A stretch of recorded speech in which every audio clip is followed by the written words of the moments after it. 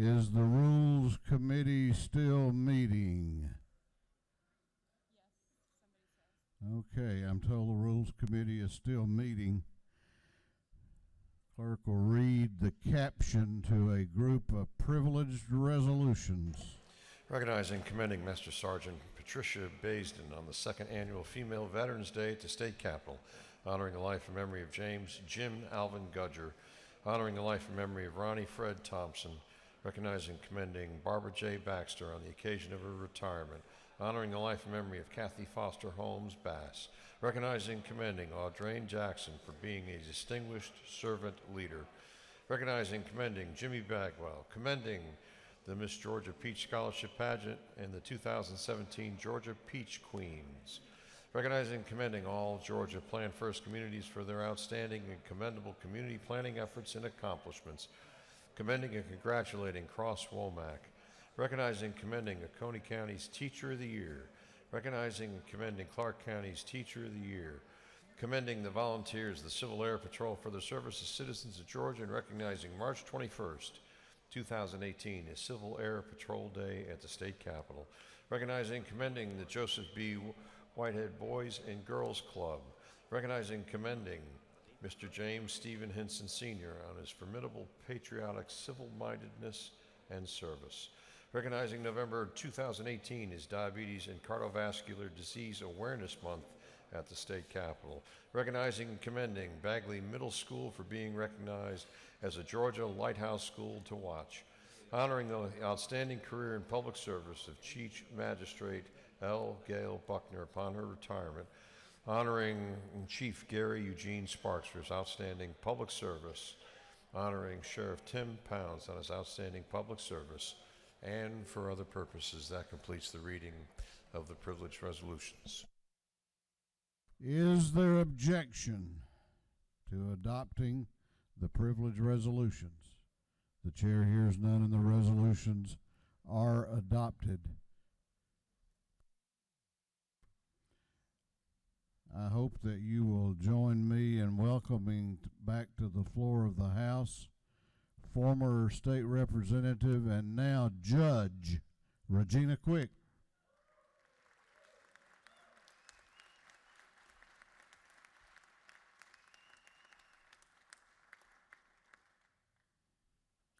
Okay.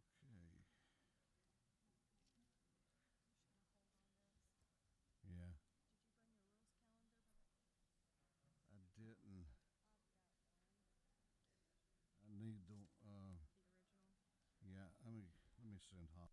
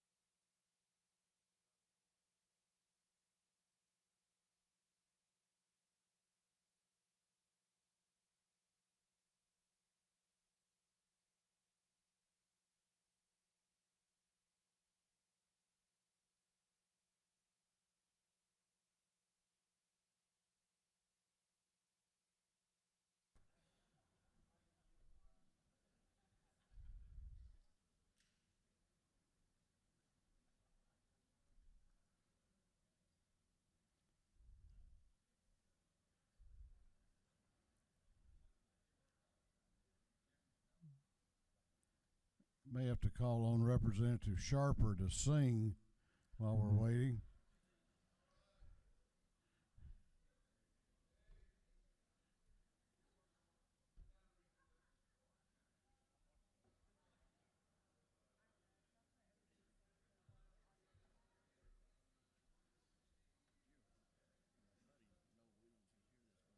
Yes. He and I have been like best friends for the first people I met in Athens. And we've worked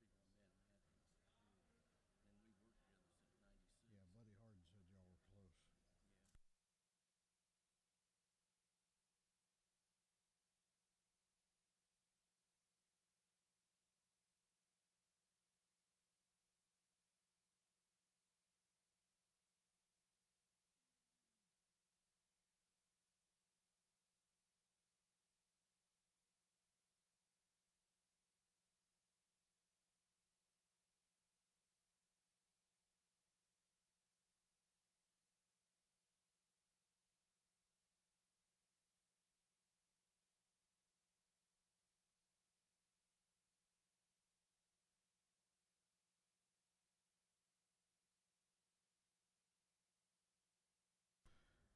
Chair recognizes just a minute, Representative.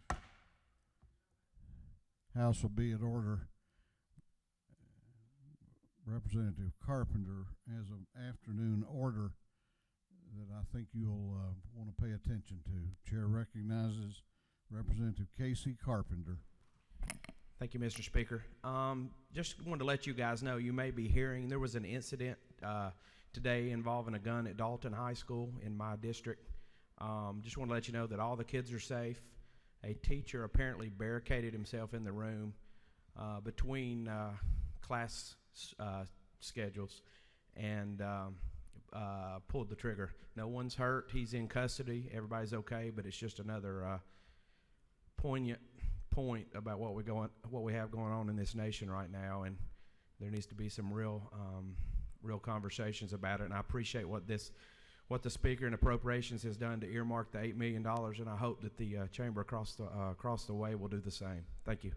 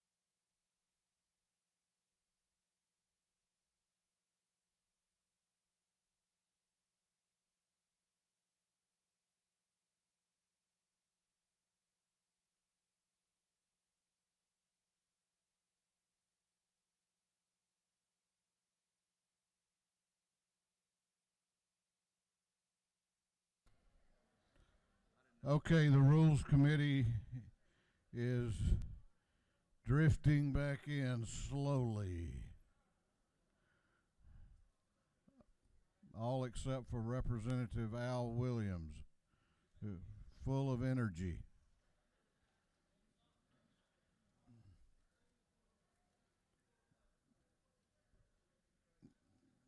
So the chair is going to ask members to take their seats and come to order. Mr. Clerk, let's ring the bell. We're going on back to the rules calendar.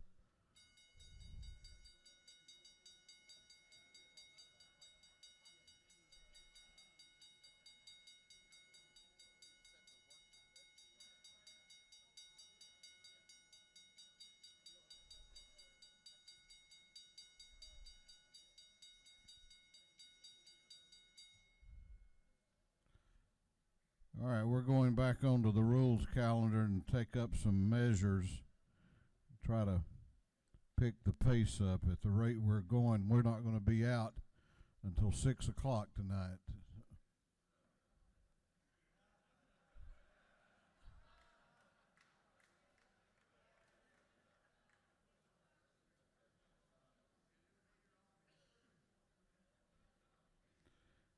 Clerk will read the caption to House Bill 754.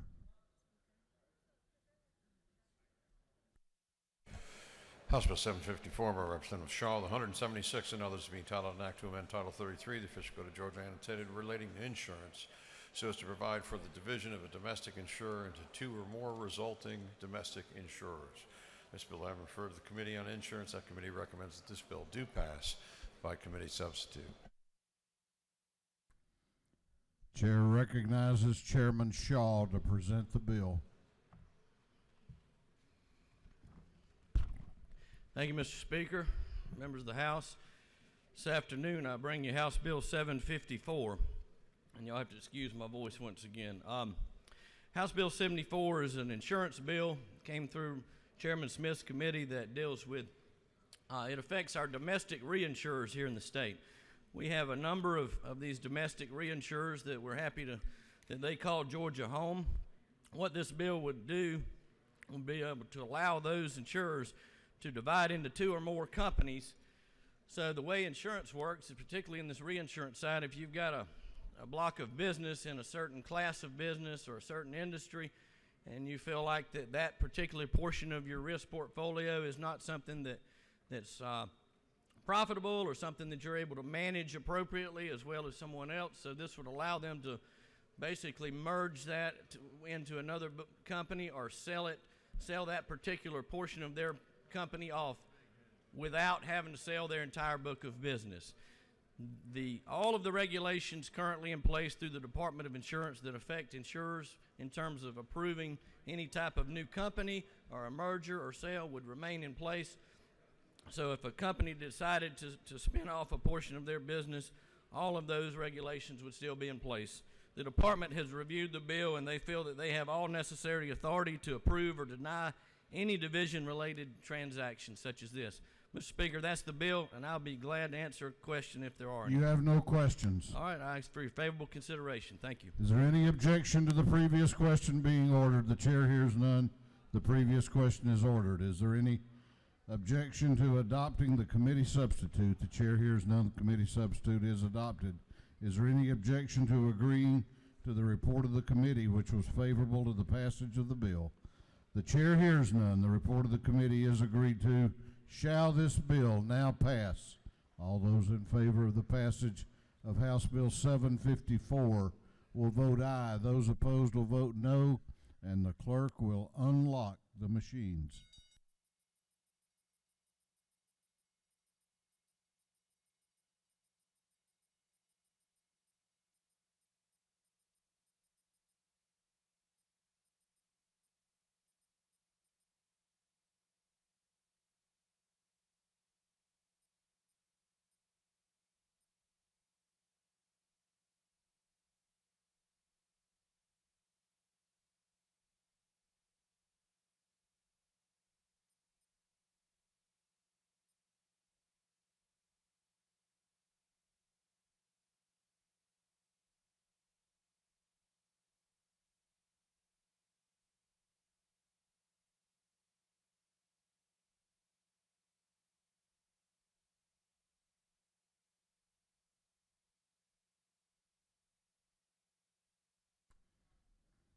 Have all members voted?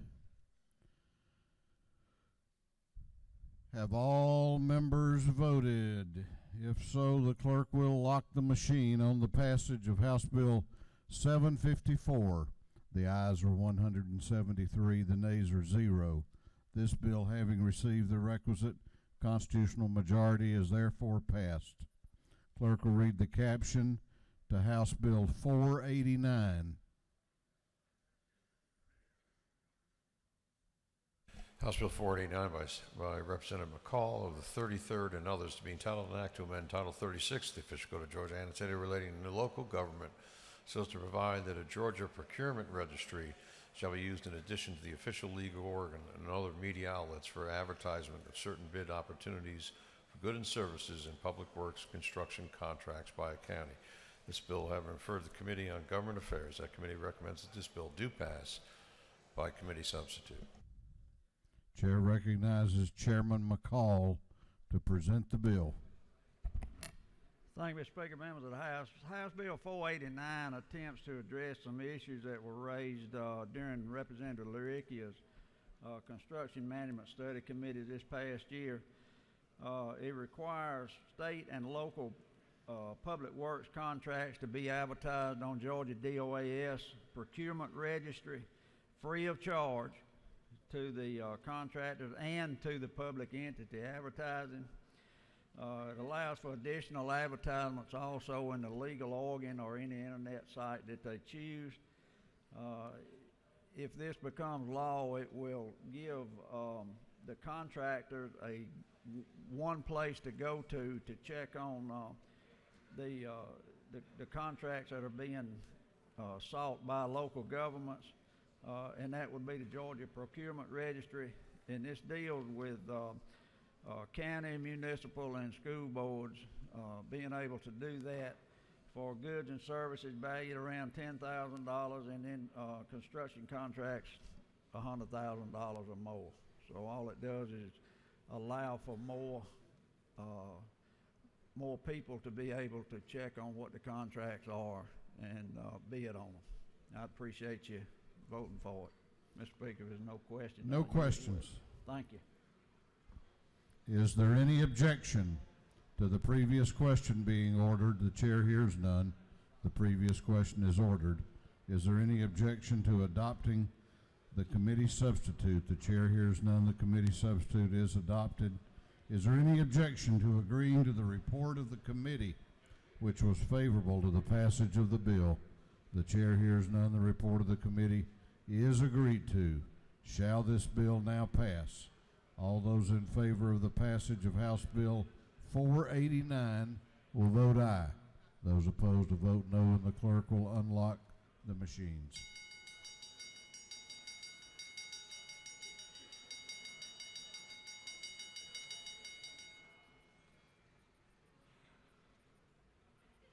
Have all members voted?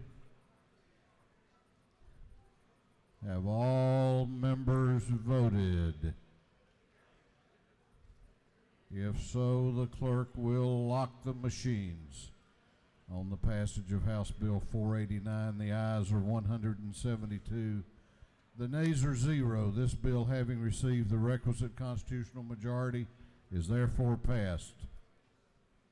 Clerk will read the caption to House Bill 775.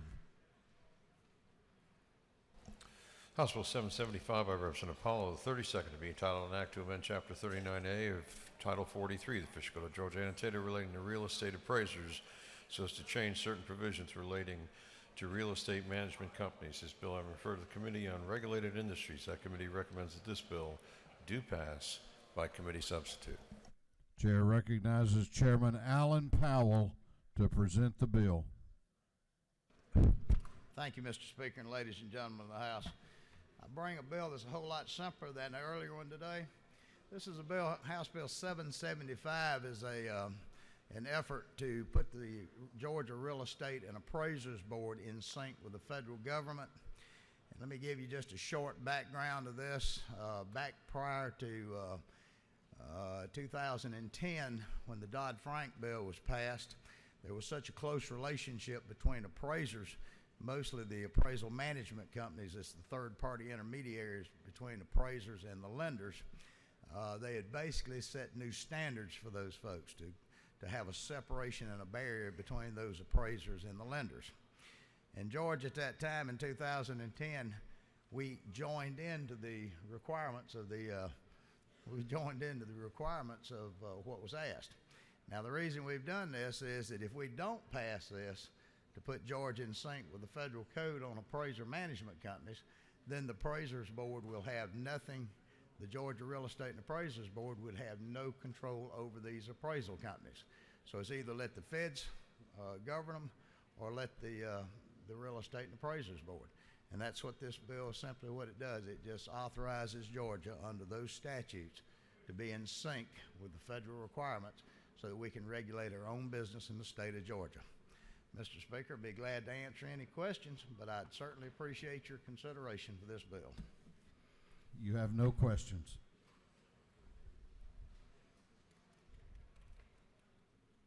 Is there any objection to the previous question being ordered? The chair hears none. The previous question is ordered.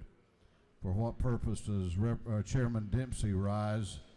Yes, Mr. Speaker, I ask to be excused from this vote pursuant to House Rule 133. Lady has that right, and the journal will so reflect. Is there any objection to adopting the committee substitute? The chair hears none. The committee substitute is adopted. Is there any objection to agreeing to the report of the committee, which was favorable to the passage of the bill? The chair hears none. The report of the committee is agreed to. Shall this bill now pass? All those in favor of the passage of House Bill 775 will vote aye. Those opposed will vote no. And the clerk will unlock the machines.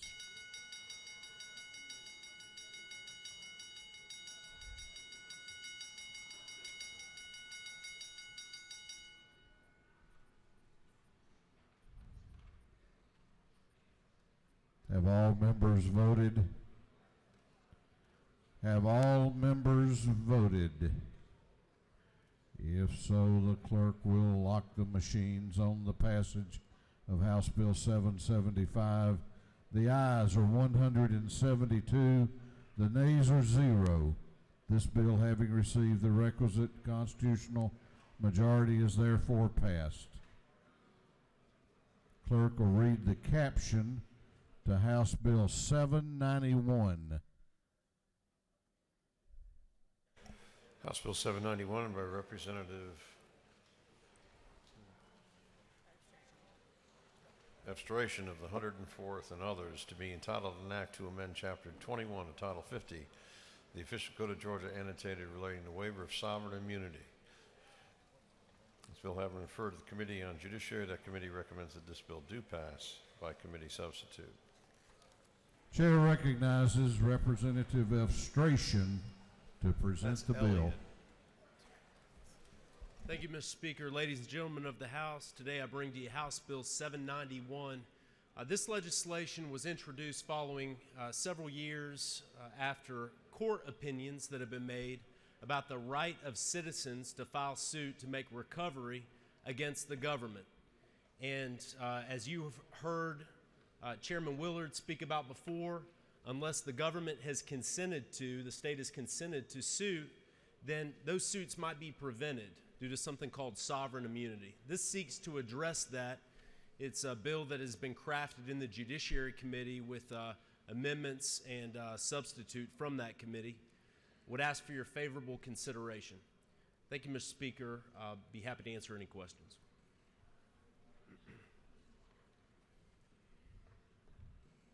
Is there any objection? You have no questions, I'm sorry. Is there any objection to the previous question being ordered? The chair hears none. The previous question is ordered. Is there any objection to adopting the committee substitute? The chair hears none. The committee substitute is adopted. Is there any objection to agreeing to the report of the committee, which was favorable to the passage of the bill? The chair hears none. The report of the committee is agreed to. Shall this bill now pass? All those in favor of the passage of House Bill 791 will vote aye. Those opposed will vote no, and the clerk will unlock the machine.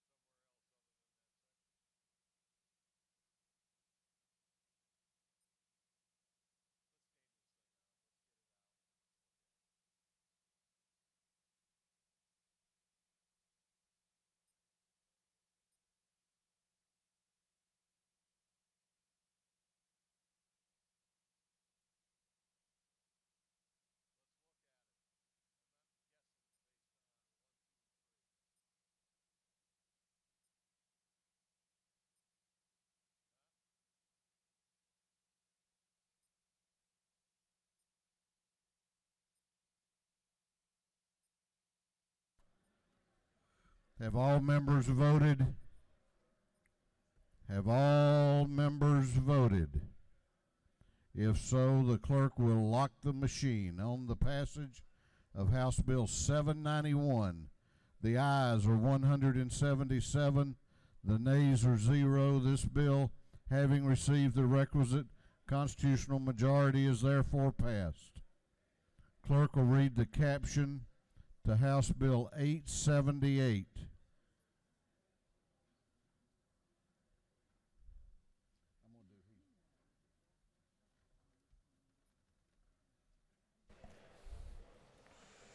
House Bill 878 by Representative Clark of the 147th, being entitled an act to amend Code Section 33-24-44.1 of the Official Code of Georgia, annotated relating to procedure for cancellation by an insured and notice. This bill having referred to the Committee on Insurance, that committee recommends that this bill do pass by committee substitute.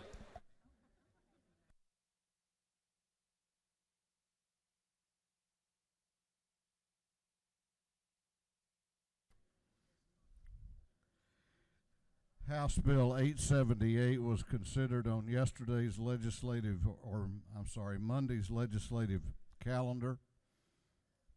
The author of the bill served notice of his intent to ask for reconsideration. At that time, it was granted. It is back on the calendar. For what purpose does Representative Heath Clark rise? Parliamentary inquiry. State your inquiry.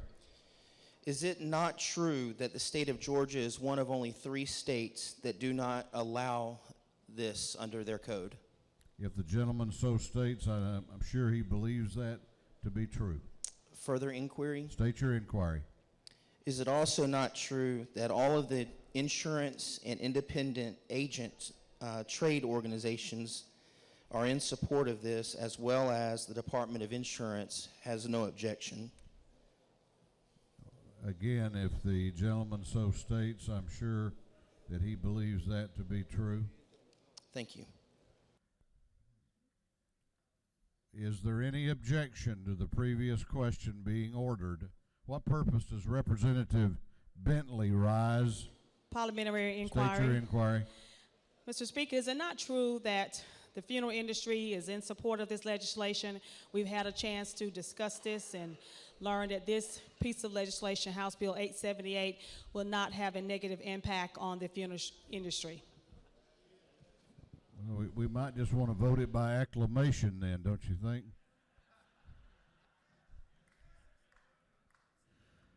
What purpose does Representative Williamson rise?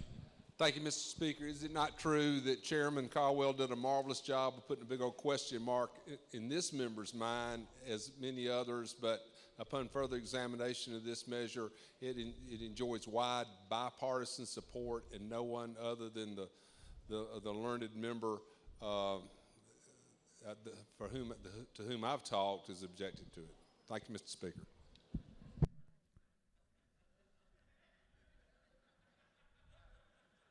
I think Chairman Caldwell put a lot of doubt in a lot of minds yesterday. What purpose does Chairman Richard Smith rise? Parliamentary inquiry. State your inquiry. Isn't it true that there are built-in safeguards to protect verification? If the gentleman so states, I know that he is the chairman of the Insurance Committee and is well versed in these issues. Thank you, sir. Is there any objection to the previous question being ordered? The chair hears none. The previous question is ordered. Is there any objection to adopting the committee substitute? The chair hears none. The committee substitute is adopted. Is there any objection to agreeing to the report of the committee, which was favorable to the passage of the bill? The chair hears none. The report of the committee is agreed to. Shall this bill now pass? All those in favor of the passage of House Bill 878 will vote aye. Those opposed will vote no, and the clerk will unlock the machines.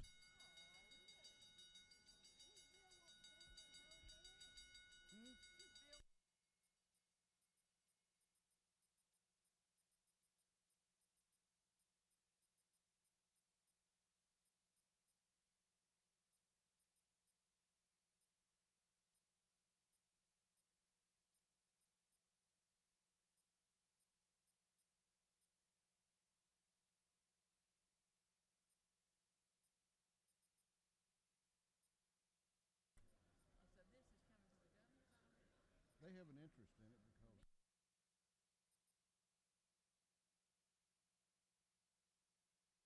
that's true.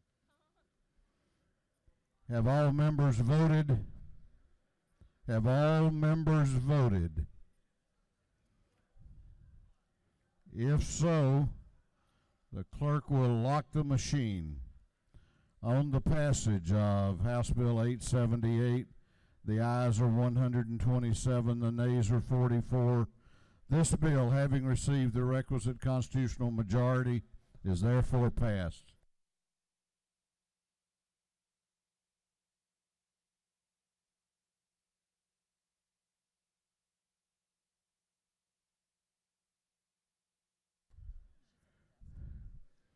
Clerk will read the caption to House Bill 938. House Bill 938. House Bill 938 by Representative Taylor, the 173rd and others, to be entitled an act to amend Code Section 33-23-12 of the Official Code of Georgia annotated, relating to limited licenses so as to provide for a limited credit insurance agency license. This bill having referred to the Committee on Insurance. That committee recommends that this bill do pass by committee substitute. Chair recognizes Chairman Darlene Taylor to present the bill. Thank you, Mr. Speaker. Members of the House, I bring you House Bill 938.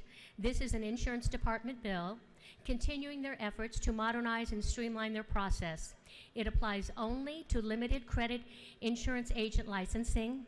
The bill amends existing statute for credit insurance agent licensing or limited sub-agent credit licensing, allowing the company to oversee, train, provide continuing ed, and they will list and register all of these with the department. This is very similar to how travel agents and car rental licenses are issued. If there are no questions, I will ask for your favorable consideration for House Bill 938. You have no questions. Thank you. I yield the well. Is there any objection to the previous question being ordered? The chair hears none. The previous question is ordered. Is there any objection to adopting the committee substitute? The chair hears none. The committee substitute is adopted. Is there any objection to agreeing to the report of the committee, which was favorable to the passage of the bill? The chair hears none. The report of the committee is agreed to. Shall this bill now pass? All those in favor of the passage of House Bill 938 will vote aye. Those opposed will vote no, and the clerk will unlock the machines.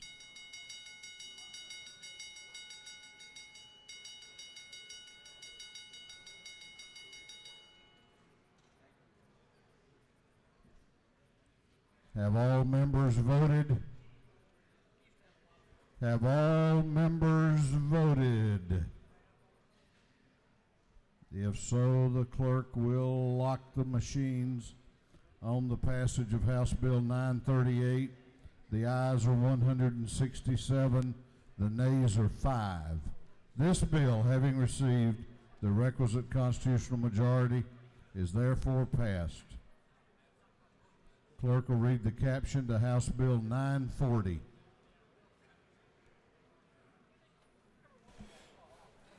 House Bill 940 by Representative Caldwell of the 111th, be entitled an act to amend Chapter 5 of Title 40, the Official Code of Georgia annotated, relating to driver's licenses so as to allow the Department of Driver Services to mark and return surrendered licenses and personal identification cards.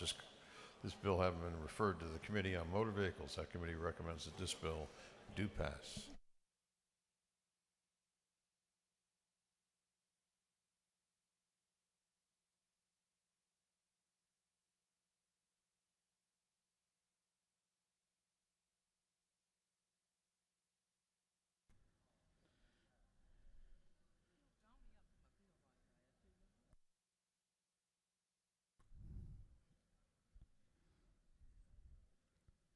When did you get here?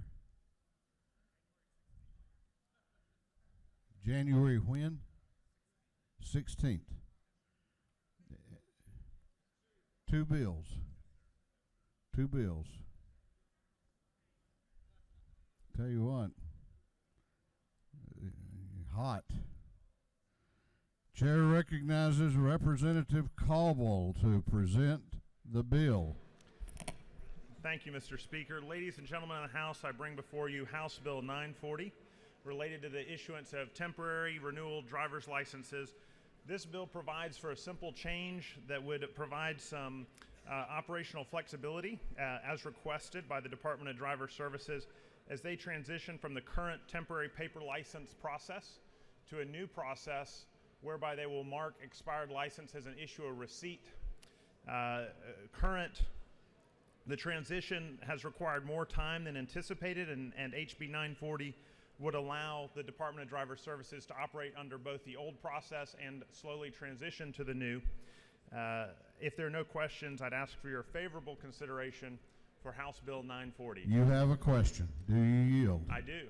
Chair recognizes Chairman Welch to your left for a question. Does the gentleman yield? I do. So you're telling us that just changing a shall to a may does all of that? It does. Thank you.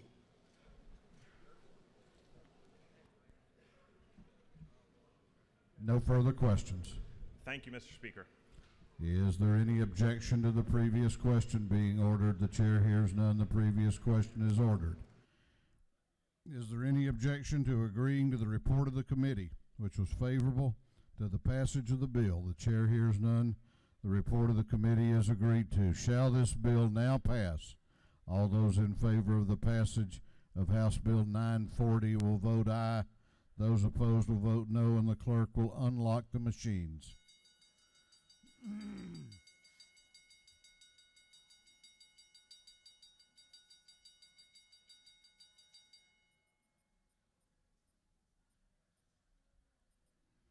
Have all members voted?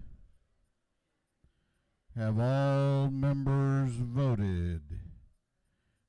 If so, the clerk will lock the machines on the passage of House Bill 940.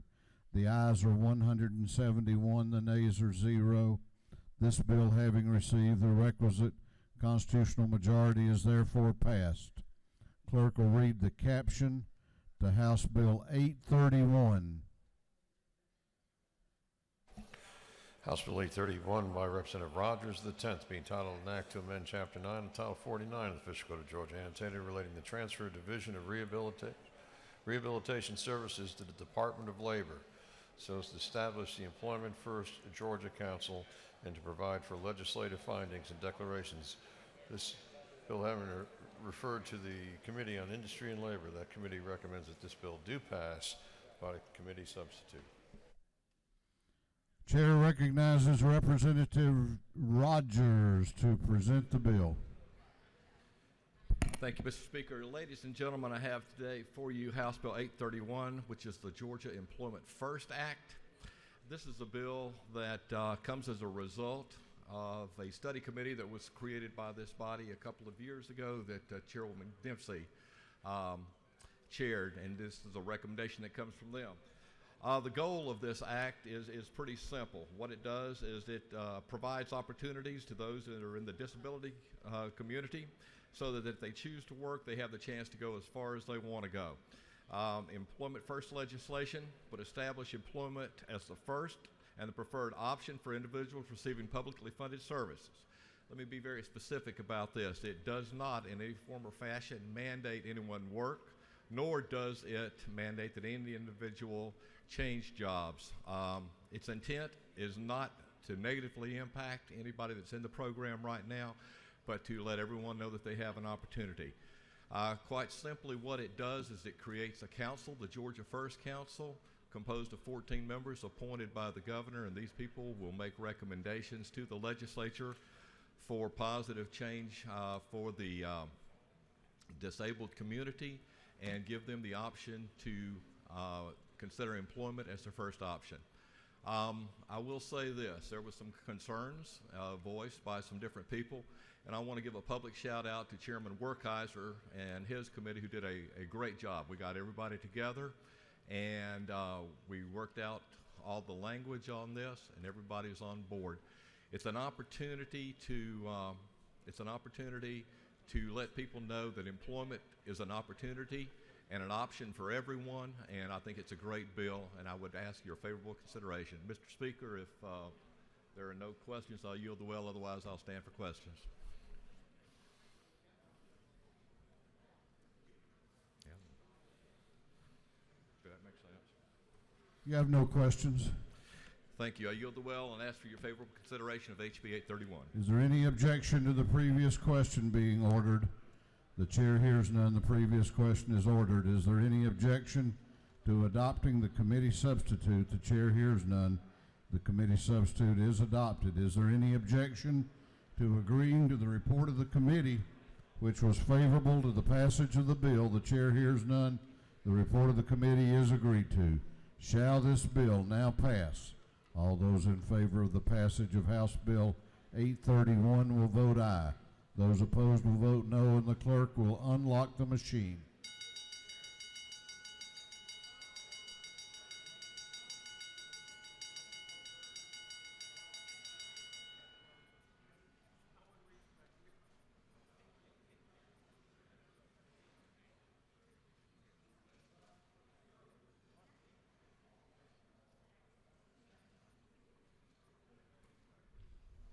Have all members voted? Have all members voted? If so, the clerk will lock the machines. On the passage of House Bill 831, the ayes are 174, the nays are 1. This bill, having received the requisite constitutional majority, is therefore passed. Clerk will read the caption to House Bill 808. House Bill 808 by Representative Nimmer, the 178th, to be titled an act to amend Code Sections 15-6-3, the official code of Georgia annotated relating to the terms of superior courts, so as to change the term of court in Bacon, Brantley, Charlton, Coffee, Pierce, and Ware counties in the Waycross Circuit. This bill having referred to the Committee on Judiciary, that committee recommends that this bill do pass.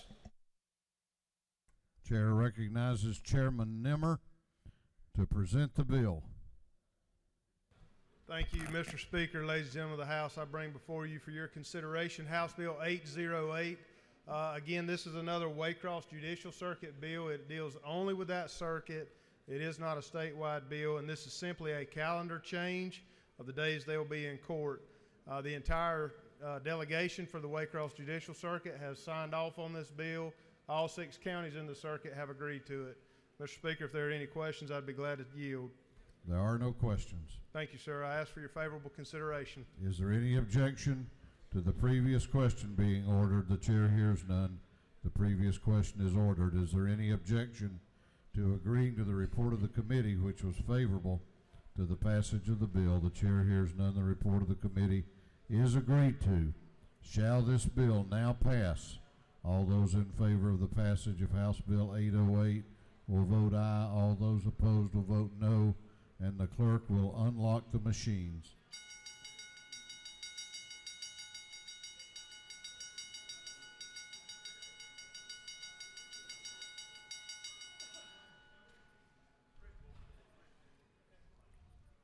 Have all members voted? Have all members voted? If so, the clerk will lock the machine. On the passage of House Bill 808, the ayes are 173, the nays are 0. This bill, having received the requisite constitutional majority, is therefore passed. The clerk will read the caption to House Bill 844. House Bill 844 by Representative Houston to the 170th, be entitled an act to amend Chapter 1 of Title 30 of the Official Code of Georgia annotated relating to handicapped persons generally, so as to revise provisions relating to the Georgia Commission on Hearing Impaired and Deaf Persons. This bill having referred to the Committee on Health and Human Services and withdrawn from Health and Human Services and recommitted to Education, that committee recommends that this bill do pass by committee substitute. Chair recognizes Chairman Houston to present the bill. Thank you, Mr. Speaker. I was just a little excited because this is a great bill for the children of Georgia. You probably, many of you might know that Georgia children who are deaf or hard of hearing are facing an educational crisis. The state Georgia Department of Education illustrated the severity of this crisis because approximately 3% of the children who are in special education because their primary disability is deaf or hard of hearing are not reading on third grade level. Only 3% are reading on grade level in the third grade who are deaf or hard of hearing, and especially, I just think 3% of these children. During her tenure as Commissioner of the Georgia Department of Health, Dr. Brenda Fitzgerald championed a program called Birth to Literacy, and she mapped out a way that all children would be reading proficiently by the third grade. And we started testing children for hearing in 1999 in the Universal Service Hearing Plan. But we tested them, and then we helped them when they got in school, but we did nothing from birth to literacy. And a group of people from all over the state have gotten together and formed this plan to have all children reading on grade level, whether you're deaf or hard of hearing, and this takes care of the children who are deaf and hard of hearing. If I have any questions, I'll be glad to answer them. If not, I yield the well. Thank you.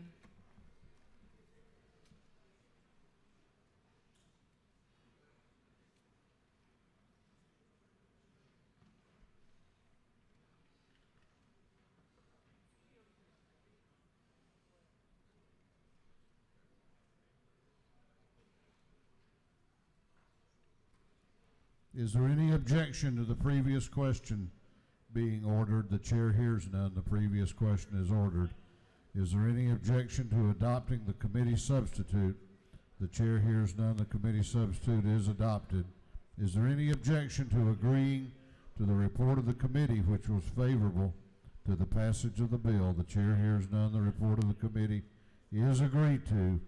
Shall this bill now pass? All those in favor of the passage of House Bill 844 will vote aye.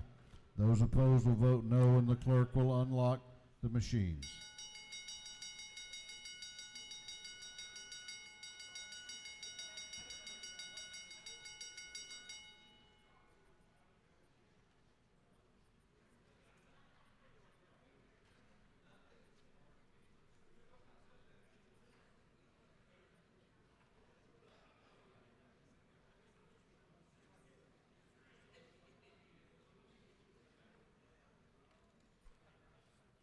Have all members voted? Have all members voted? If so, the clerk will lock the machines. On the passage of House Bill 844, the ayes are 171, the nays are 1. This bill, having received the requisite constitutional majority, is therefore passed.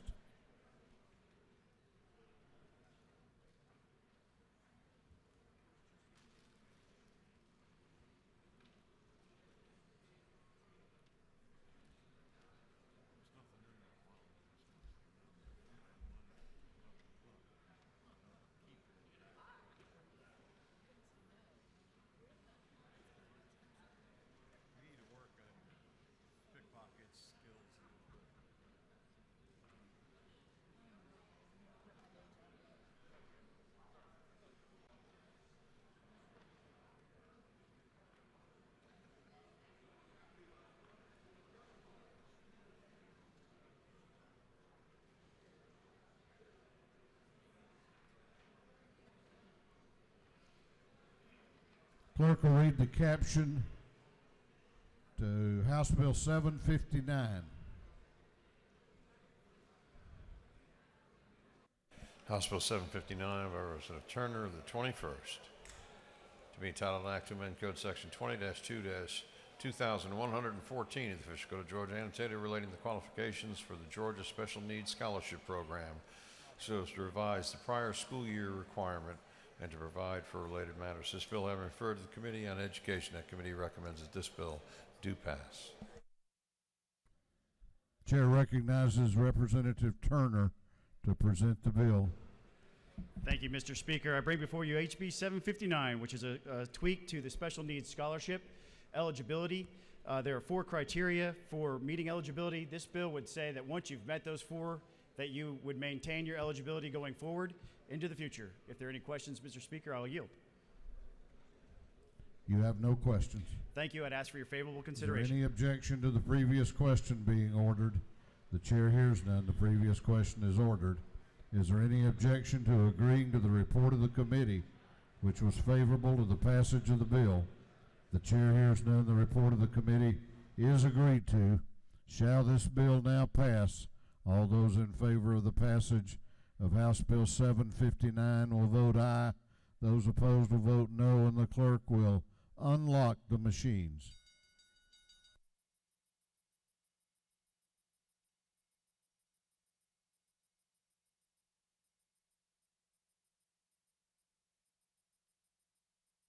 Have all members voted? Have all members voted? If so, the clerk will lock the machine on the passage of House Bill 759. The ayes are 171, the nays are 0. This bill, having received the requisite constitutional majority, is therefore passed.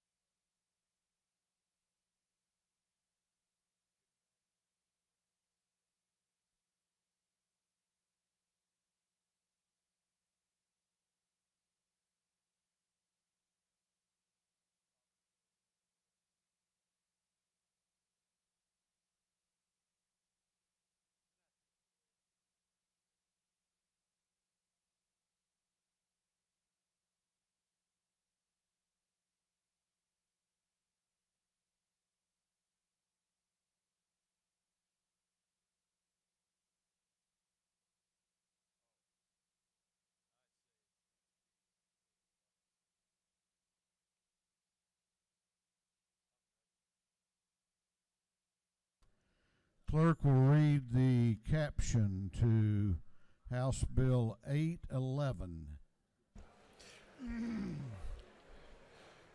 House Bill 811 by Representative Powell, the 171st and others, being titled an act to amend Article 1 of Chapter 2 of Title 48 of the Official Code of Georgia annotated relating to the state administrative organization so as to provide that the Department of Revenue is authorized to share tax information for the provision of services that assist the department in the identification of taxpayers that are non-compliant. This bill having referred to the Committee on Ways and Means, that committee recommends that this bill do pass by committee substitute.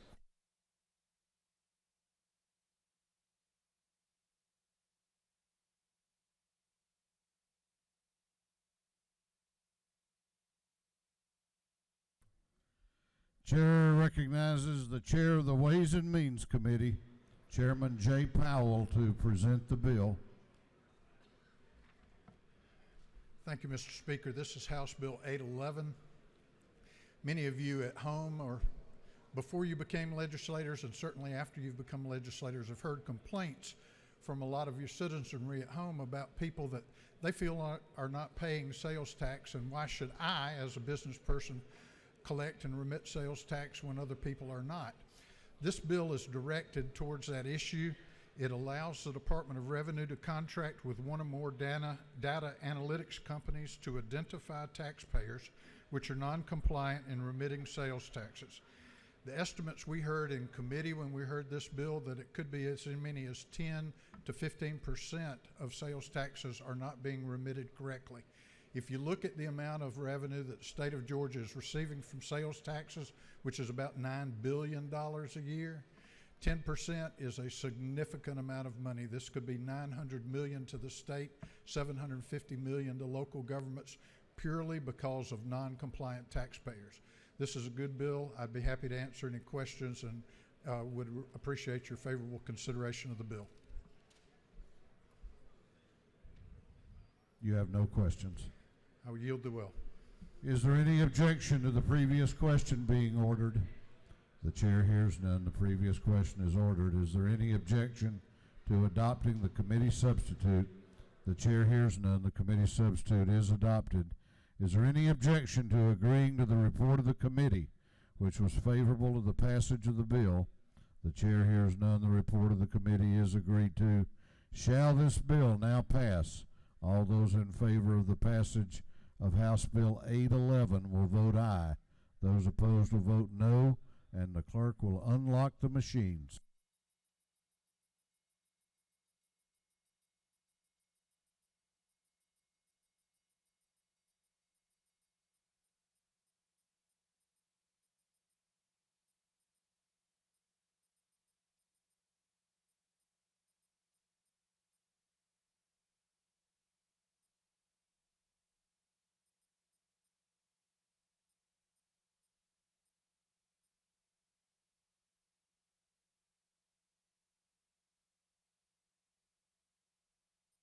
Have all members voted?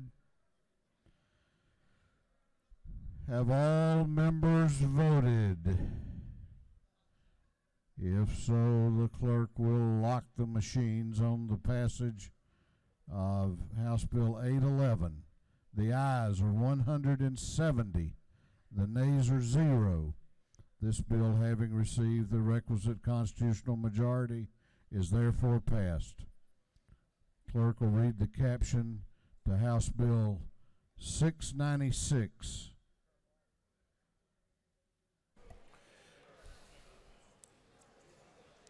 House Bill 696 by Representative Kelly the 16th to be entitled an act to amend Code Section 48-8-3 of the official code of Georgia annotated relating to exemptions from state sales and use taxes so as to create an exemption for certain computer equipment sold or leased to certain entities for use in high technology data centers. This bill has been referred to the Committee on Ways and Means. That committee recommends that this bill do pass by committee substitute. Chair recognizes Representative Kelly to present the bill.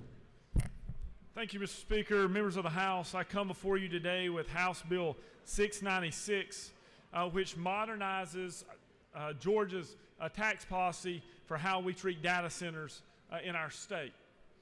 What essentially this bill does is it brings equity and parity to the treatment of data centers that locate here in Georgia.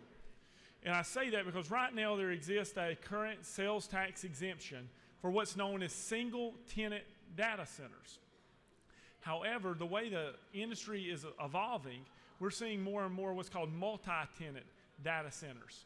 Currently, single tenant data centers enjoy a sales tax exemption on the equipment that goes inside the data center to store the data. Currently, and they do that if you meet an investment threshold of $15 million. Co-location data centers do not enjoy that treatment, and the customers that participate in the data centers do not enjoy this. I will walk you through briefly through the bill. It simply creates the same sales tax exemption that our single tenant data centers get, that the tenant data centers will now receive.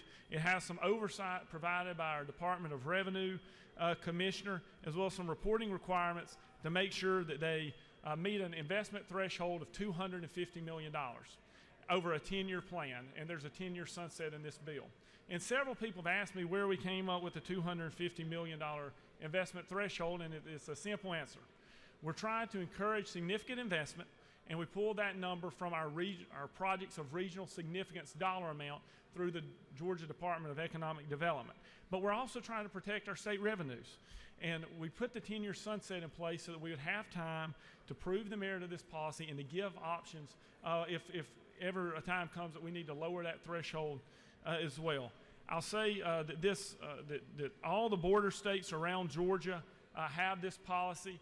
It's needed to be competitive in our state, and we also have the support of the Technology Association of Georgia. We've worked tightly with this industry and have broad support from the entire data center industry. Mr. Speaker, there's also an amendment, if you want me to address that as well.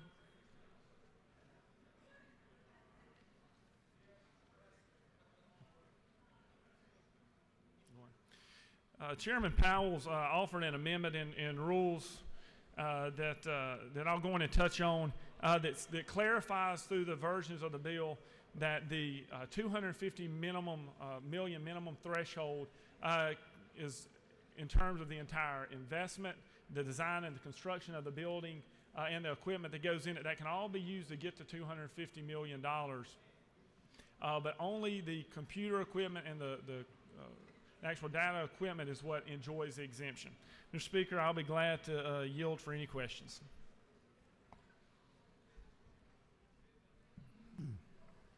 You have questions. Do you care to yield? I will yield. Chair recognizes Leader Trammell to your left for a question. Will the gentleman yield? I will yield. Isn't it true that if we fail to adopt this measure, that significant investment that would otherwise come to Georgia will not come to Georgia and will go to some other state that has a credit like this? The leader knows certainly of what he speaks. I appreciate that question.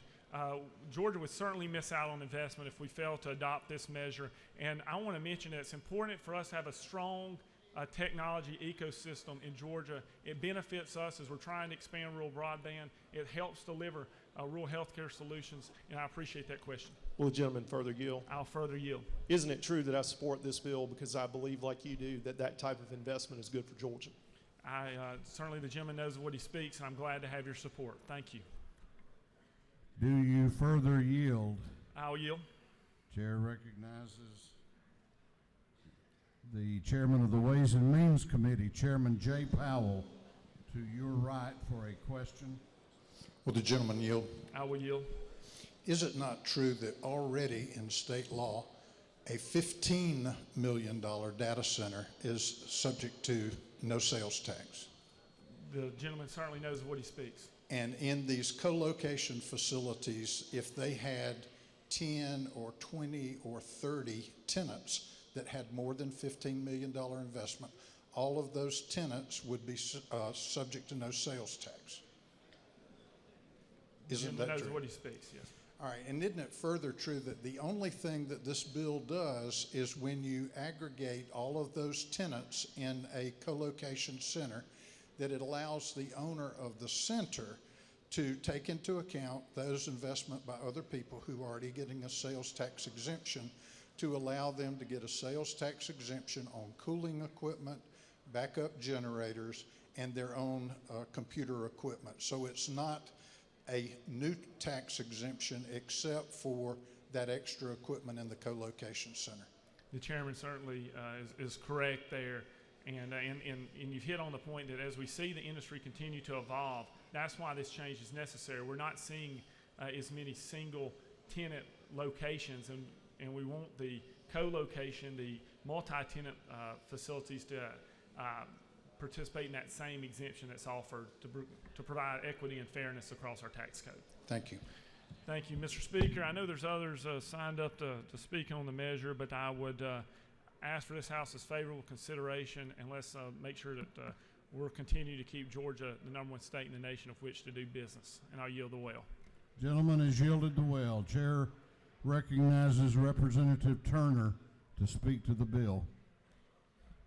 Thank you, Mr. Speaker. I want to fill in some of the grayer areas with this bill and urge you to vote against it, and I'll tell you why. I have in front of me a copy of current code that deals with the $15 million sales tax exemption.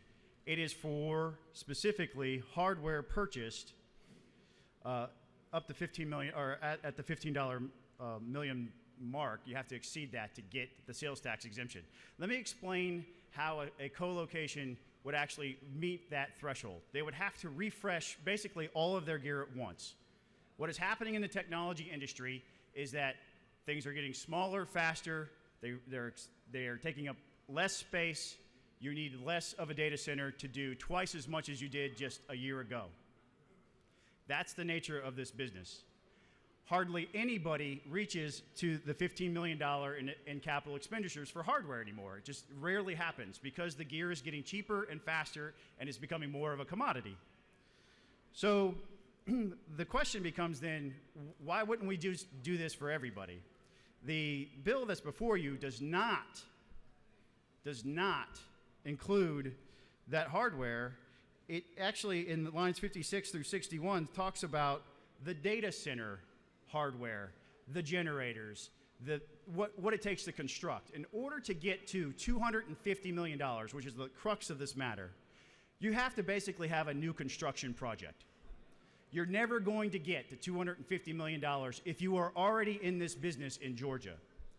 So what the net effect of this bill is that it tips the playing field for new projects.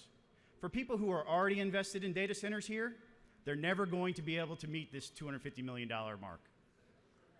They'll never do it. However, we're setting them up at a competitive advantage over the people who are already invested in Georgia, who are already employing Georgians, who already have data centers here and are taking advantage of the #1 place to do business. We're going to take the existing marketplace and put them at a disadvantage using the tax code if this bill passes. And I'll ask you this question. How many of you understand the difference between a $100 million facility and a $250 million facility?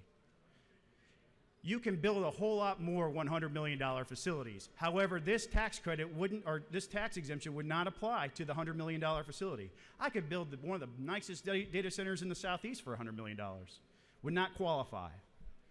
That $100 million facility, that new $100 million facility, would be at a competitive disadvantage if this bill passes, and that's why I'm asking you to vote against this bill, because it is tilting the playing field in favor of new players when we need to be leveling it for everybody. And I'll tell you this before I go. I've let the bill sponsor know, if we can make this apply for everybody equally, I'd be a yes on this bill, but that's not an option currently, so I have to vote against it, and I hope you will too. Thank you.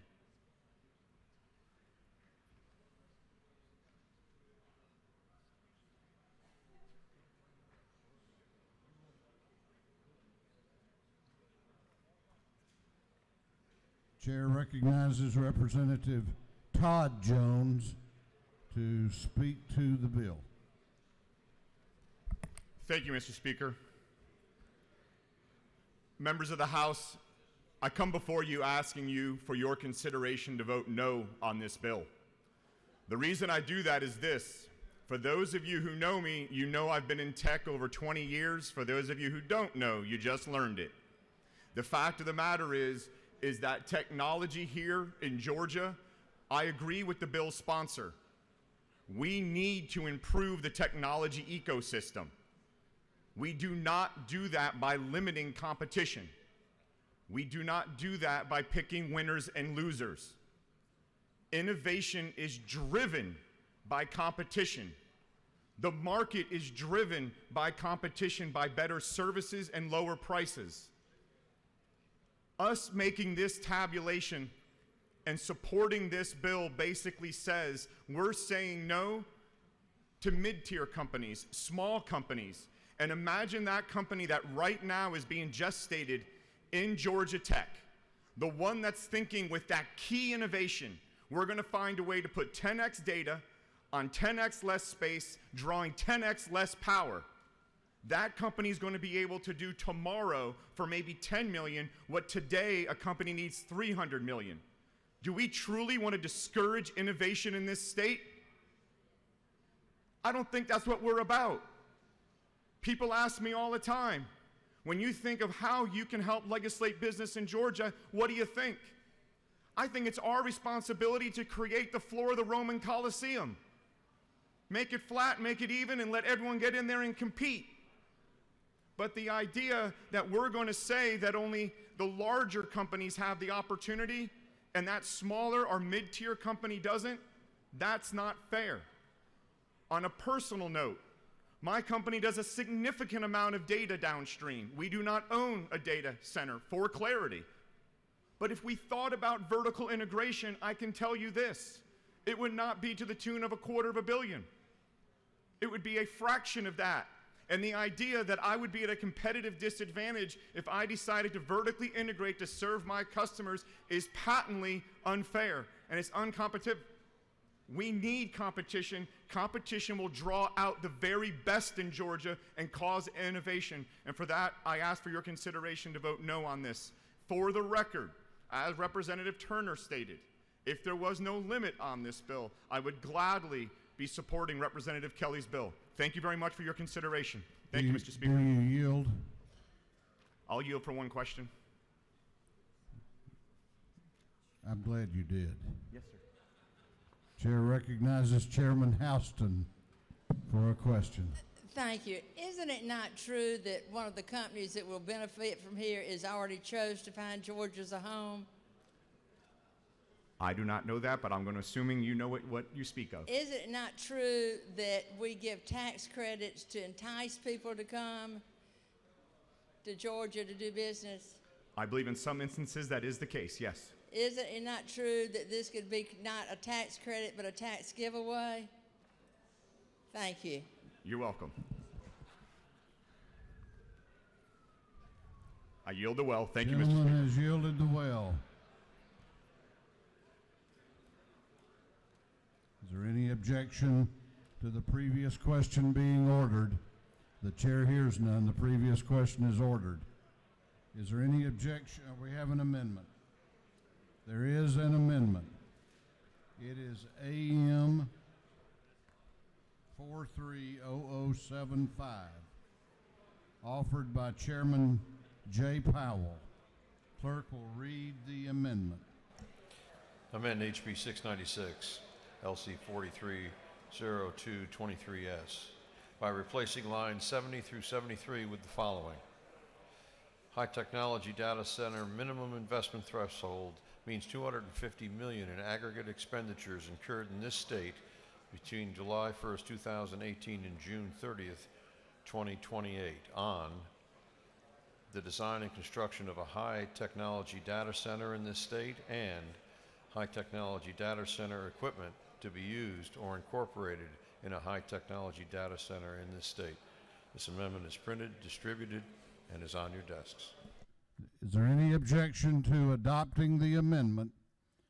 Chair hears none, and the amendment is adopted.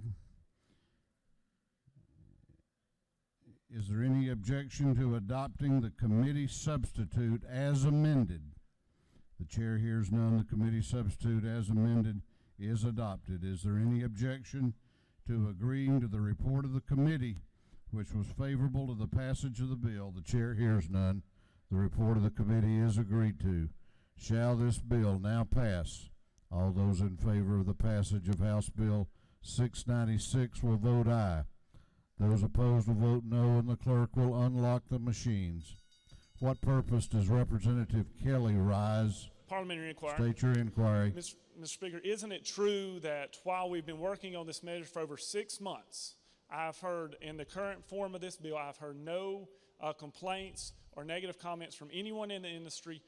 No one of any size data center has brought me one single complaint. And isn't it true, further true, that this is supported by the Technology Association of Georgia to not only help businesses come to Georgia, but help them grow and expand in Georgia? And this does have the broad support of several data centers that already exist here in our state and are growing. If the gentleman so states, I know he believes that to be true. What purpose does Representative Pizzo rise? Parliamentary inquiry. State your inquiry. Is it not true that if this bill is so wonderful, we should just remove the limits altogether and open it for everyone in this industry? I think that's a matter that addresses itself to each and every member of this body. Those in favor of the bill are voting aye. Those opposed are voting no.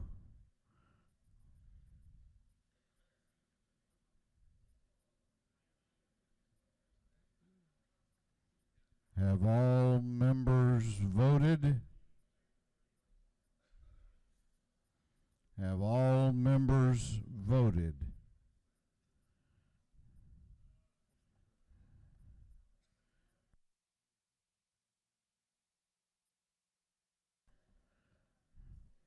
Have all members now voted?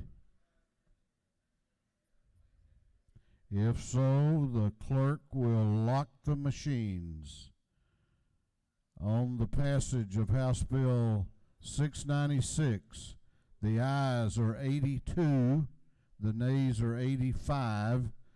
This bill having failed to receive a requisite constitutional majority is failed. What purpose does Representative Kelly rise? To serve notice of motion to reconsider. Gentleman has that right. Given that today is day 28 and crossover day, then the motion would be taken up now. The gentleman has served notice of his intent to ask for reconsideration. All those who favor reconsidering the action by this House in failing to give House Bill 696 the requisite constitutional majority will vote aye. Those opposed will vote no, and the clerk will unlock the machines.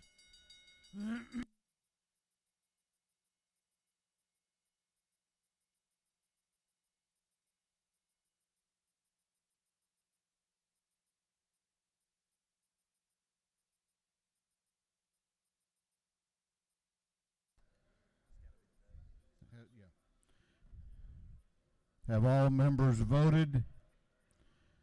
Have all members voted? If so, the clerk will lock the machines. On the gentleman's motion for reconsideration, the ayes are 134, the nays are 31. This House has reconsidered its action in failing to give House Bill 696 the requisite constitutional majority. That bill will be called prior to adjournment today, if that's the desire of the author. Clerk will read the caption to House Bill 956.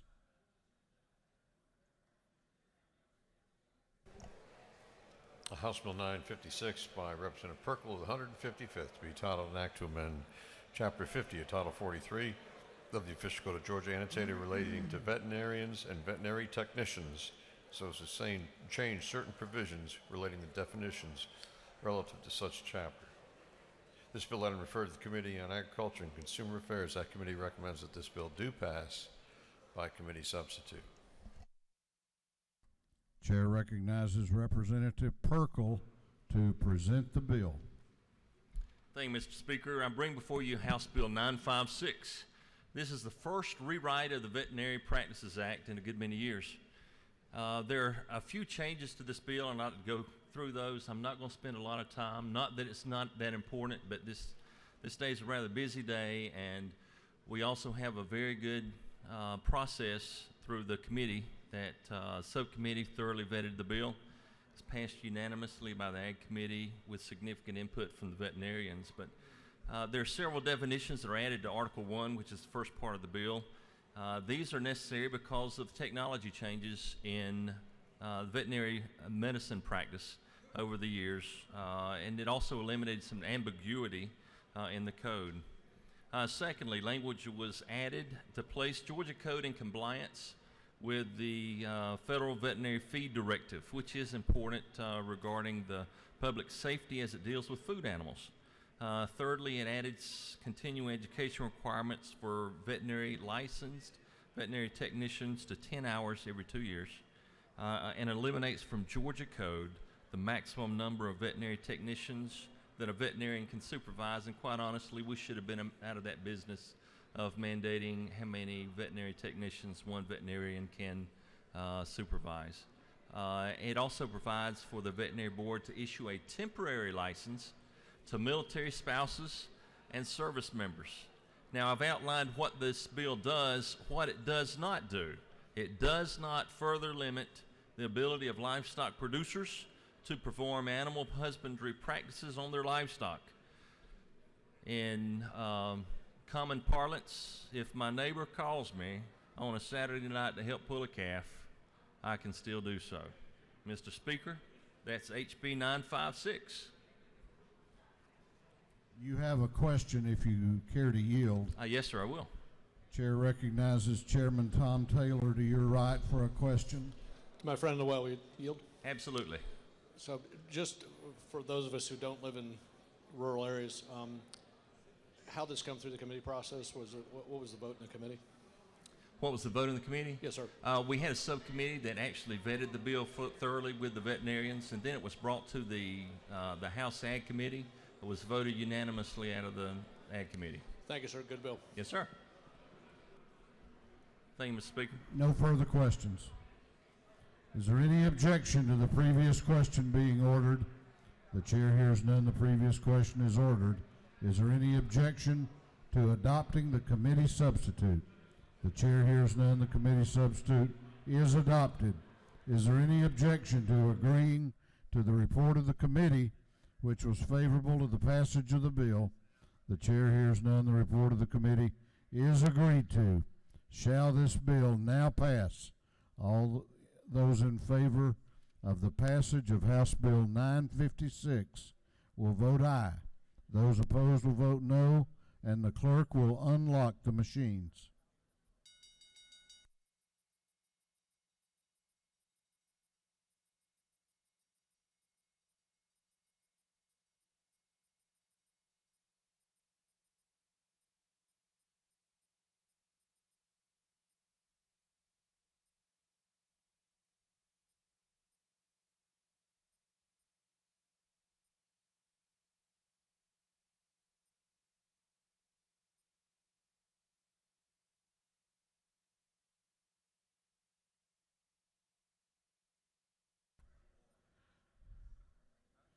Have all members voted? Have all members voted? If so, the clerk will lock the machine on the passage of House Bill 956. The ayes are 162, the nays are 4. This bill, having received the requisite constitutional majority, is therefore passed. Clerk will read the caption to Senate Bill 2. Senate Bill 2 by Senator Dugan, the 30th, Schaefer, the 48th, Cowser, the 46th, Gooch, the 51st, Hill, the 32nd, and others.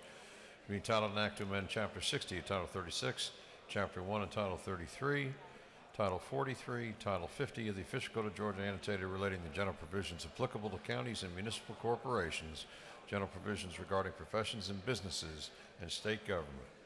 This bill has referred to the Committee on Small Business Development. The committee recommends that this bill do pass by committee substitute. The chair recognizes Representative Pizzo to present the bill. Just a minute, Representative, if you'd step out of the well. We are still on the rules calendar. This House will be in order. I know there's a lot of business being conducted, but while we're inside the chamber, we're going to give respect and attention to the member in the well. You gentlemen may proceed. Thank you, Mr. Speaker. Ladies and gentlemen, this is Senate Bill 2, the FAST Act. FAST stands for Fairness, Accountability, Simplification, and Transparency. Now, truth be told, I'm not a huge fan of acronyms in bills, but I didn't write the bill, so this is what you get. Okay, the bill deals with licensing and permitting in local and county governments and also with state agencies. So I'm gonna go through it, and I will yield for questions after that. The first thing is counties and cities will be instructed to set a schedule for fees and processing applications and permits.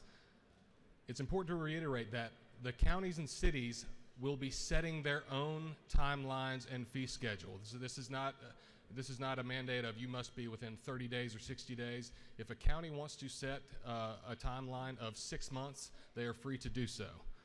Applicants for local government permits will pay 50% of their fees upon submission of the application, and then the remaining 50% upon approval of the application.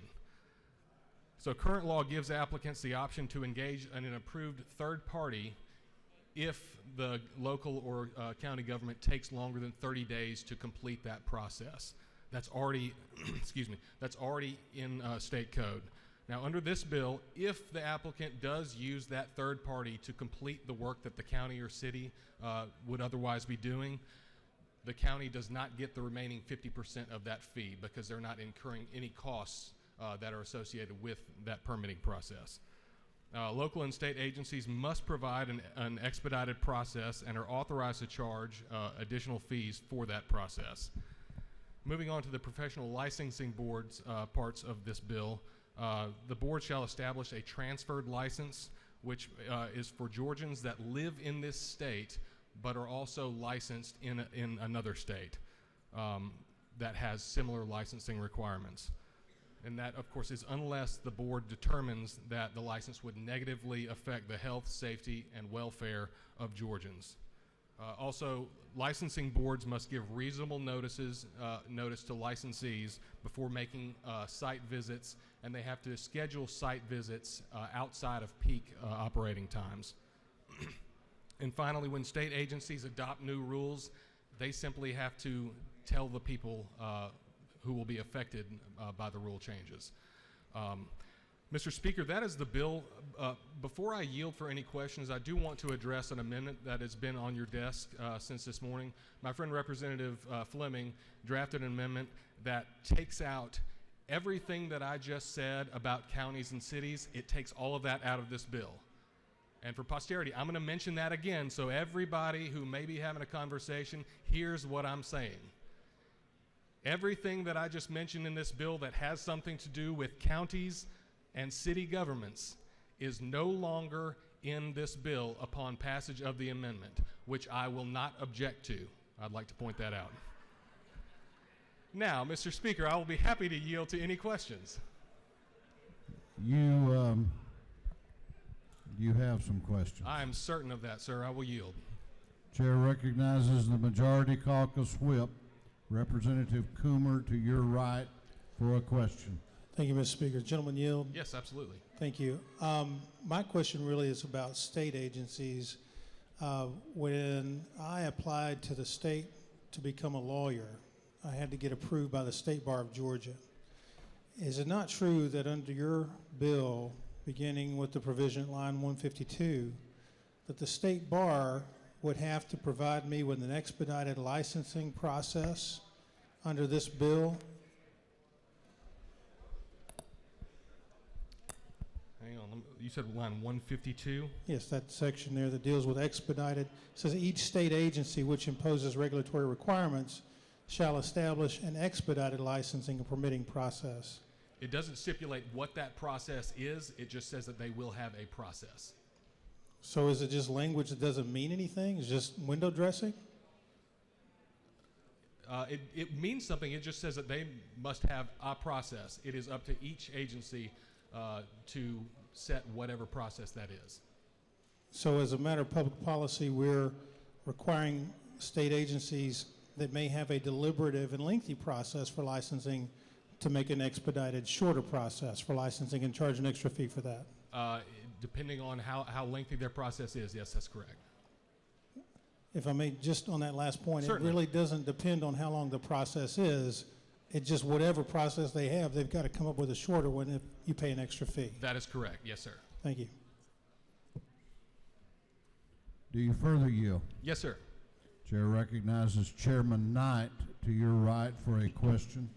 Does the gentleman yield? Absolutely, yes, sir. To my friend in the well, I had heard in the explanation that you had mentioned that we would set up a process to make sure that somebody moving to this state who had a license in another state that was similar, that there was a process to expedite that one. I guess my question to the gentleman, is it not true that some of the professional licensures, such as the CPA or other professional licenses, that there are reciprocity? Does this override that? This does not override the reciprocity, no, sir. Okay.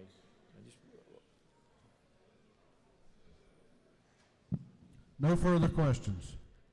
Thank you, Mr. Speaker. And for a third time, I want to reiterate that upon passage of the amendment, the cities and counties section of this bill will completely be out of the bill. I will yield the well. We have other members who wish to be heard. Chair recognizes Representative Henson to speak to the bill.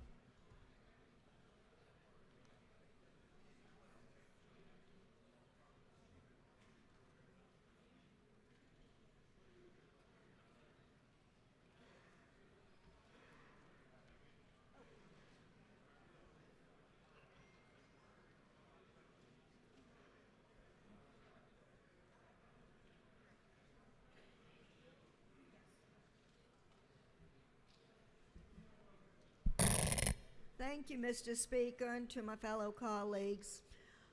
House Bill 2. I served on the committee this came through.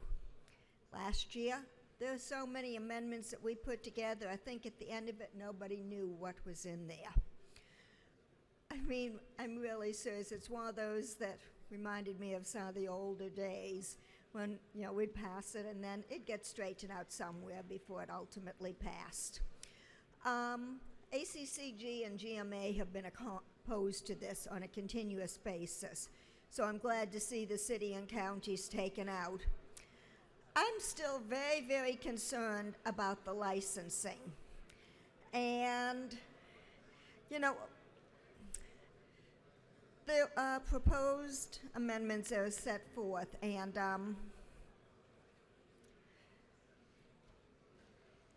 the things that are concerning is reciprocity of licenses. We still don't know how that's going to be. We say that we'll take someone's license from another state if it's comparable, but who's deciding whose boards are comparable?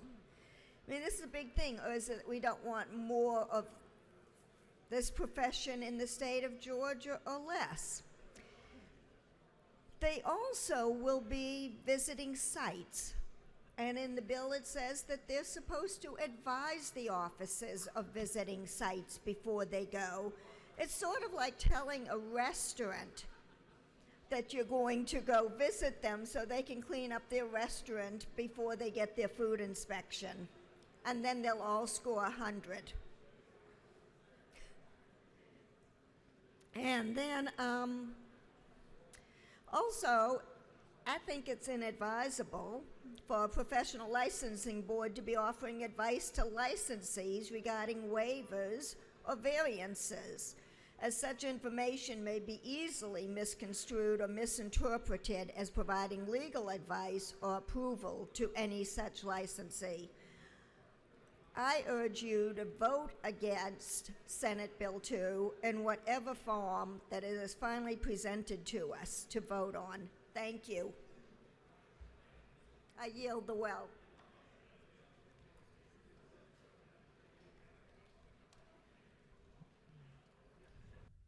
There is an amendment. Before I order the previous question, I'm going to recognize the author of the amendment to speak to it. Chair recognizes Representative Fleming. Thank you, Mr. Speaker, and ladies and gentlemen. You do have an amendment on your desk with several signatures on it.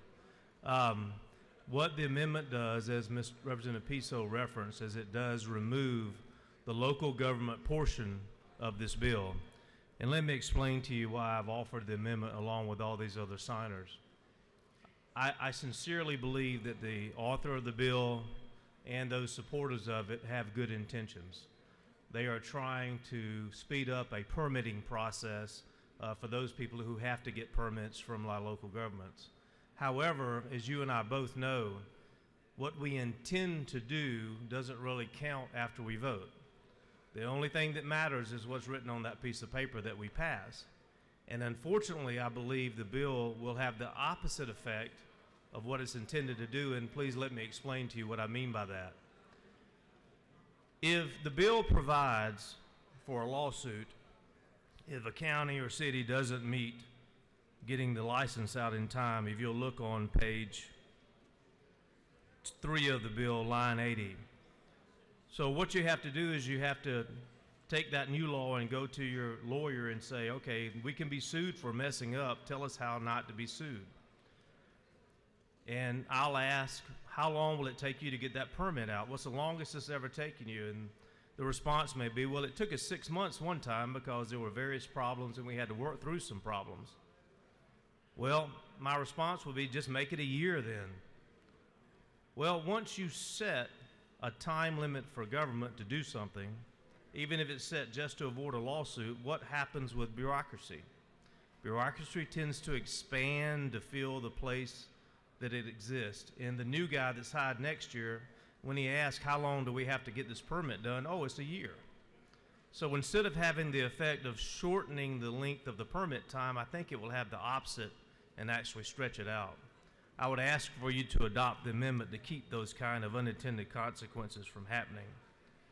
Now, if you adopt the amendment, which I hope you do, what is left of the bill, as was mentioned, is it will apply this expedited process to state agencies. Once again, I think the bill is well intentioned in that matter, but I'm afraid that a shotgun approach has been taken to try to accomplish some things that is going to have, once again, a negative effect. And let me give you an example. If you look on page 5 of the bill, line 152, this is the part which says that any state agency that has regulatory requirements has to establish an expedited licensing and permitting process. Well, one of the state agencies that would be included in this would be POST, Peace Officers Standards and Training Council, the folks who license our law enforcement officials. Do we really want to require the people that license our law enforcement officials and train them to have an expedited process? Or do we want POST to take just as long as they think they need to properly train a police officer? So once again, although I think the bill is well intended and I think we probably do need to make some changes in this area, I don't think the bill accomplishes that. For that purpose, I would ask you to adopt the amendment, Mr. Speaker. Thank you, and I'll yield the well. Gentleman has yielded the well. Is there any objection to the previous question being ordered? The chair hears none. The previous question is ordered. There is an amendment.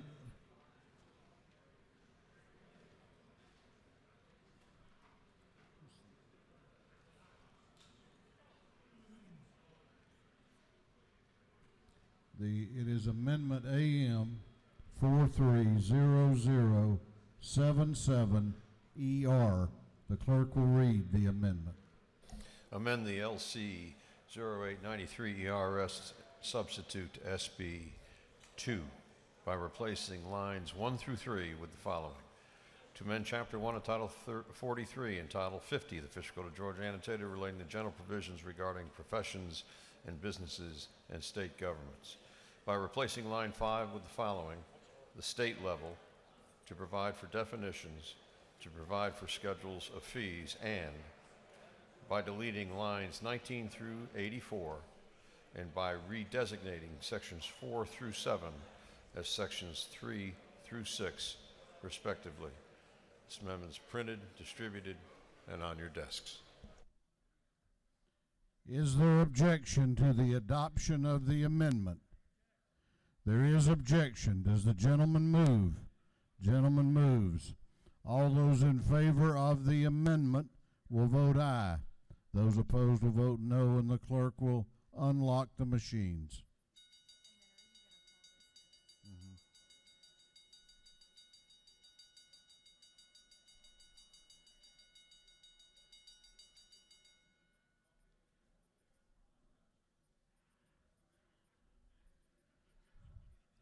Have all members voted? Have all members voted?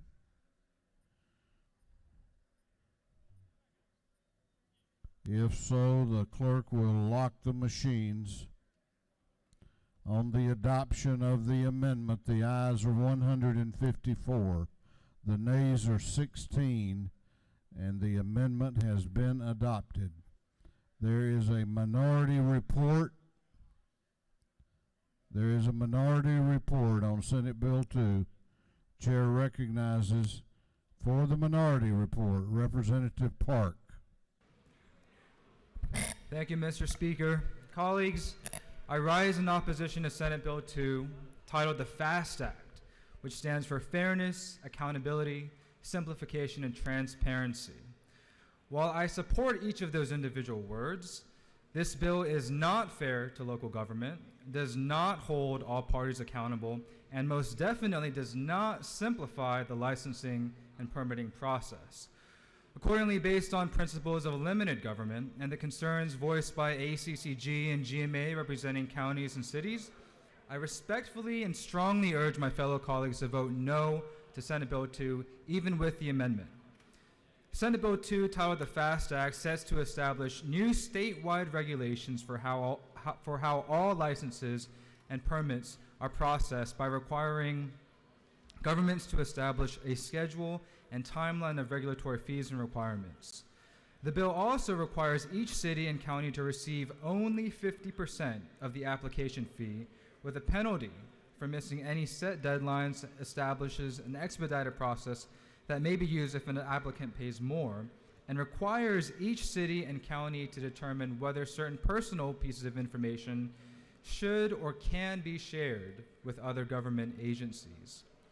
Principles of limited government would urge against enacting new legislation, especially when it is not needed.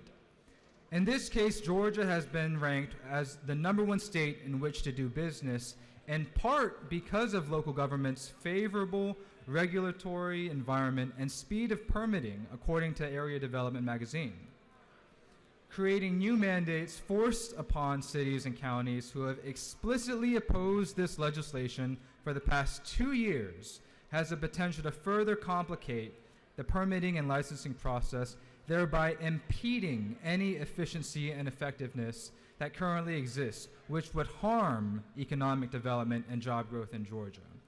Added bureaucracy for local governments and undue burdens, particularly on smaller cities and counties with limited staff, with already efficient permitting in place, will result in increased delays for applicants. Senate Bill 2 uses the word shall 78 times in the version that passed the Small Business Committee that we're voting upon today. If the local permitting and licensing process is not broken, creating additional regulations will likely end up doing more harm than good, especially when taking into consideration any unintended consequences. Implementing a one-size-fits-all model may prove further costly and administratively difficult for local governments to implement. So while I support the amendment to Senate Bill 2 to take out cities and counties in terms of the application of this bill, I still urge my colleagues to vote no to Senate Bill 2. With that, Mr. Speaker, I will yield for any questions. You have a question if you care to yield.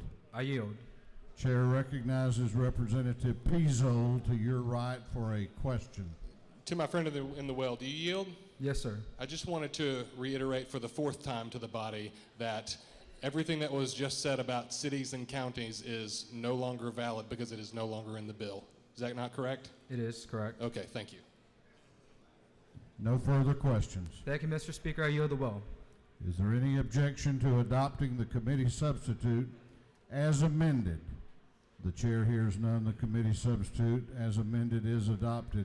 Is there any objection to agreeing to the report of the committee, which was favorable to the passage of the bill?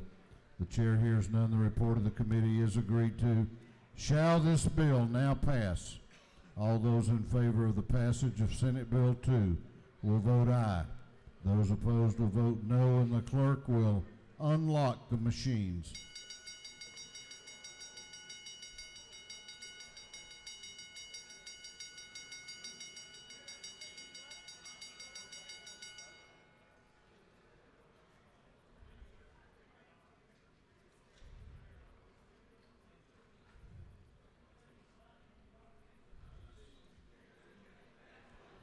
What purpose does Representative Stovall arise?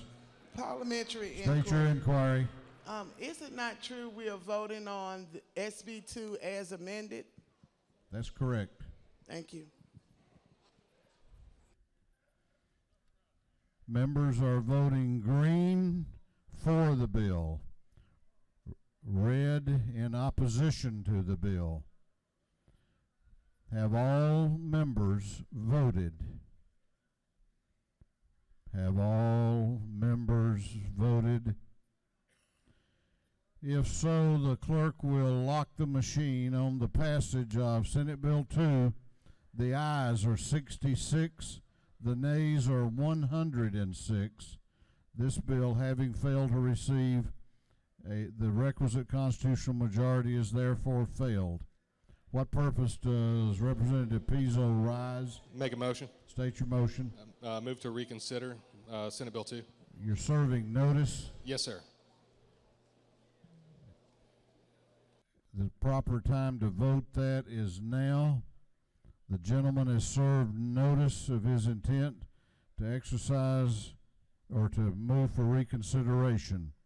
The question before the House will be to reconsider its action in failing to give Senate Bill 2 the requisite constitutional majority. All those in favor of the motion and in favor of reconsideration will vote aye. Those opposed will vote no, and the clerk will unlock the machines.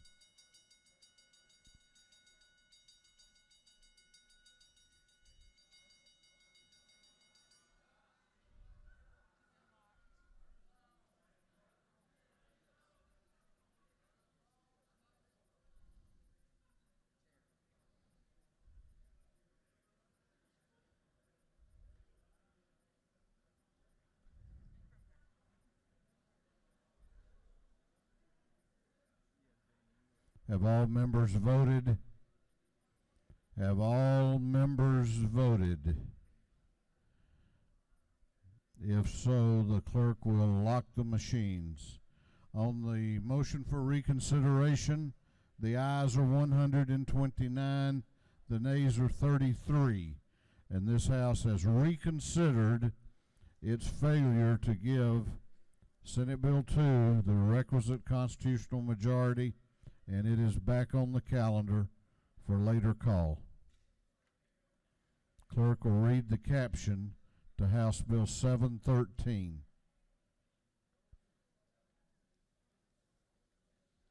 House Bill 713 by Representative Chandler, the 105th, to be entitled an act to amend Code Section 20-3-519 of the Official Code of Georgia Annotated relating the definitions relevant to Hope scholarships and grants by providing for eligibility requirements to receive the Hope Scholarship as a Zell Miller Scholarship Scholar relative to students who graduated from an ineligible high school or home study program. This bill having been referred to the Committee on Higher Education. That committee recommends that this bill do pass. Chair recognizes Representative Chandler to present the bill. Thank you, Mr. Speaker, for allowing me to get out of that freezer over there and come up here. HB 713 is really a simple bill. All it does is change one combined word. That's all. This bill, that's right, that's all. This bill is an effort to keep more of our really bright young people attending Georgia schools and universities. Those ineligible students, bright, very bright young people who have an SAT or an ACT at as the bill stated originally, at the 71st percentile, which is to be amended today, can receive the Zell Miller Scholarship going into college rather than retroactively.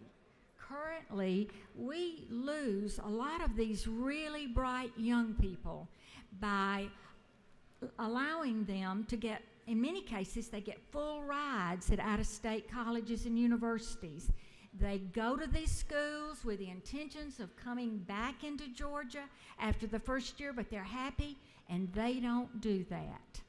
So this bill just wants to keep those young people in Georgia. And Mr. Speaker, I will be glad to answer any questions.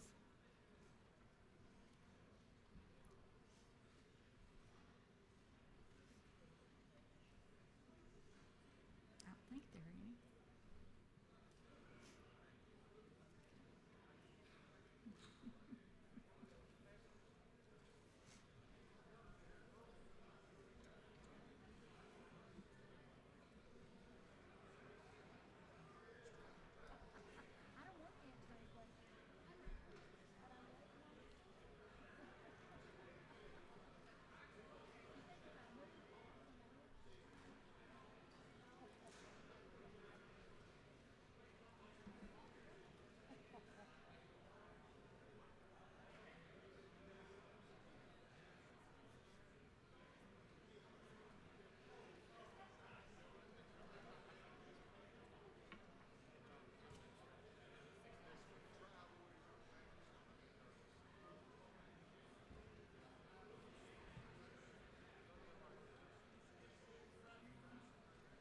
You had a question. Do you yield for a question?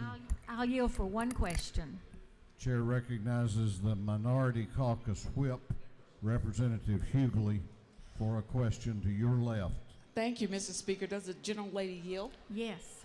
Can you clarify for me why we are reducing the requirement for them? I understand we want to keep our young people here, but we're also reducing the requirement for them to be eligible. Is it not true? We're not reducing the requirement as far as eligibility is concerned. We're reducing the way these young people receive the Zell Miller, because right now only those with a 93rd or above percentile can receive that money going into college rather than retroactively. So if I understand correctly, we're going to allow the students to receive the scholarship as they go into college, but the requirement for them now with the amendment is at the 92nd percentile as opposed to the 93rd percentile. Is that not true? That is correct. Thank you. And I will yield the well, Mr. Speaker. You have no further questions. The lady has yielded the well. Is there any objection to the previous question being ordered? The chair hears none. The previous question is ordered. There is an amendment. There is an amendment. It is AM 331732. The clerk will read the amendment.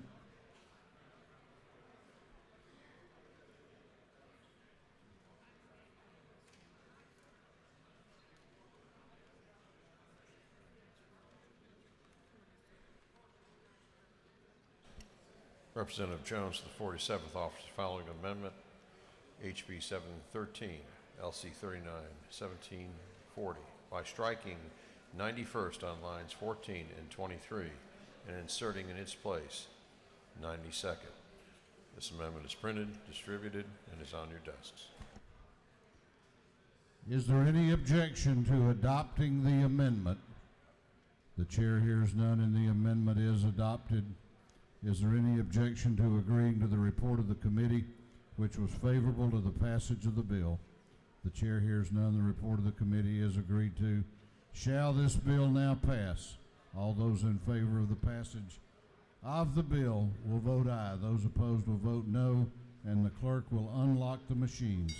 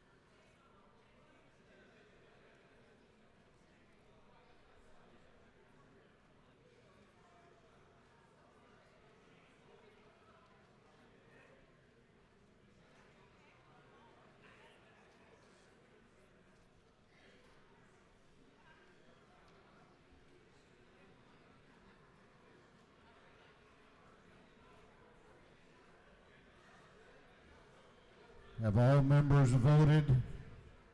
Have all members voted? If so, the clerk will lock the machine on the passage of House Bill 713. The ayes are 146. The nays are 25. This bill, having received the requisite constitutional majority, is therefore passed.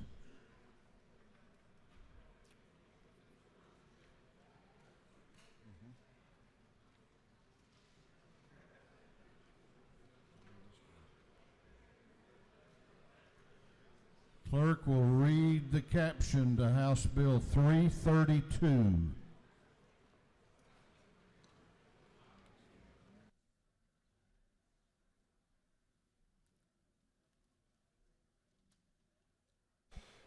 House Bill 332 by Representative Watson, 172nd, to be titled an act to amend Title 12 of the Official Code of Georgia Annotated relating to conservation and natural resources so as to repeal and reenact Chapter 6A relating to land conservation. This bill having referred to the Committee on Natural Resources and Environment. That committee recommends that this bill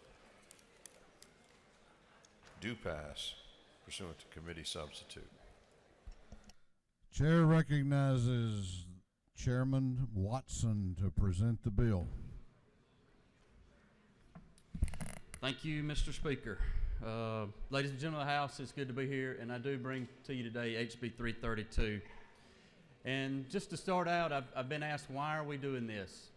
We're doing this because as Georgia continues to grow and be the #1 state in the nation to do business, we need to make sure that we protect our natural resources, our wildlife, we conserve our land, we protect our military bases, and that is what this bill does. HB 332 creates the Georgia Outdoor Stewardship Act.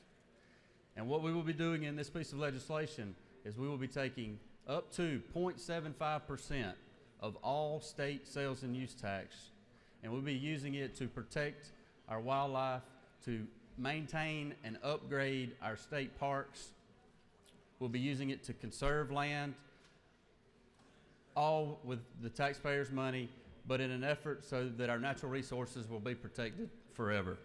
We'll also have the ability for the local governments to have access to the money, to the state governments to have access to the money.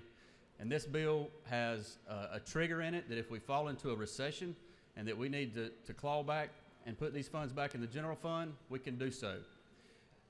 The bill creates a outdoor stewardship trust board of trustees that will actually be who decides how this money is spent. The application will go to the board of trustees. They will work in coordination with the Department of Natural Resources. The proposals will go through to appropriations, and then at the end of the process, the General Assembly still has the ability to raise and lower this as it moves forward. It will generate about $40 million up to on the top side, but this piece of legislation says starting out we're going to set it at $20 million. We want to make sure it works. It's never been done before, and we want to make sure that everybody does what they're supposed to do as we move forward with it. That is the bill. I do need to say that we have had lots of groups work with this over the last 2 years to bring us where we are today.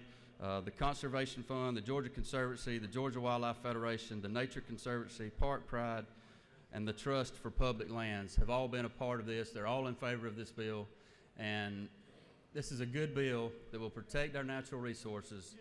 And as representatives of this body, our goal here should be to labor not for ourselves, but for others. And that is what this piece of legislation does. It makes sure that we protect our natural resources for our children, for our grandchildren, and all of those yet to come. Mr. Speaker, I appreciate you letting me bring this bill forward, and I'd be glad to take any questions. That may have been the best case I've heard for a bill all session. Thank you, Mr. Speaker. You have a question, though, if you care to yield. Yes, sir. Chair recognizes Representative Fleming to your left for a question. Not for ourselves, but for others. That's what you said, right? Yes, sir. Sic vos non vobis, correct? That is correct. So I did have a question about the funding mechanism for what we're about to do. I tried to follow you on that. I may have missed part of it. How does that work? Well, Representative, when we began this process, we had to decide how much that we would like to put into this fund. And the U.S. Fish and Wildlife Service puts out a survey of all the sales tax collected from the items that are used in the outdoors, outdoor recreational equipment. Well, we decided we would take 75% of that number. Well, when we came up with that idea, that caused problems with revenue, that caused problems at the retail level. But I don't believe in coincidences, and so it just so happens that 0.75% of all state sales and use tax is $40 million. So that is how we came to our number. That's how we're backing up our number, because 75% of the sales and use tax on recreational items is the magic number. Do you further yield? Yes, sir, I do. Chair recognizes Chairman Lynn Smith to your right for a question. Do you gentlemen yield? Yes, Does ma'am. the gentleman yield? I want to point out to our colleagues that this bill has been before our committee for over 2 years, and before that it has been under consideration, this concept, for more than 10 years. Is that not true? Yes, ma'am. And we have been on a long journey to reach this point, and I applaud you for your efforts. Thank you.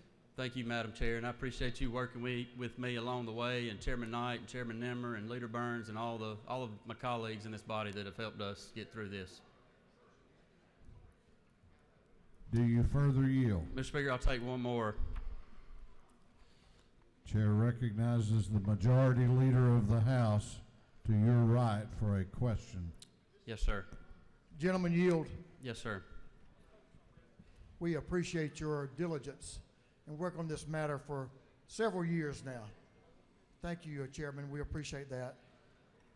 Chairman, is it not true that now this will allow us to have a mechanism in place to make sure that we take care of the properties that this state now owns and make them usable, user-friendly for the citizens of this state? And as we also would look at when there are strategic opportunities to acquire other properties, whether it be in fee simple transfers or in easements that will protect our natural resources and certainly enhance the outdoors for all of the citizens of Georgia in a very responsible fiscal manner. Is that not true? Yes, sir, it is. Thank you for your work. Yes, sir. Mr. Speaker, I'm going to yield the well, and I would appreciate your support.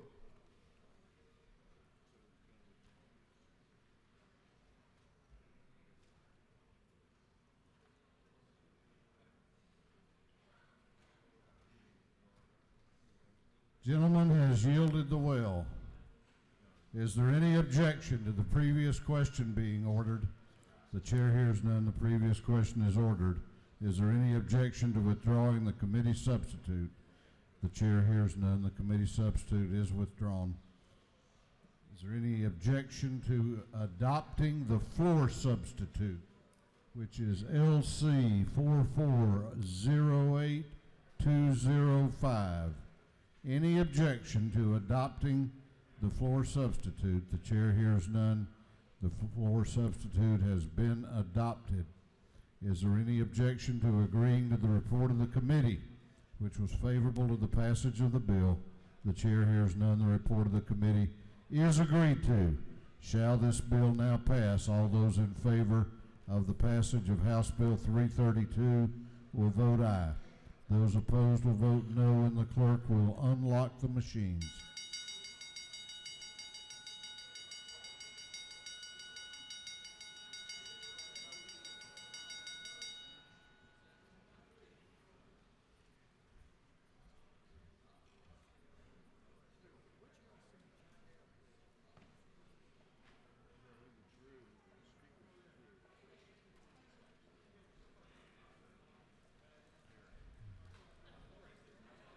Have all members voted?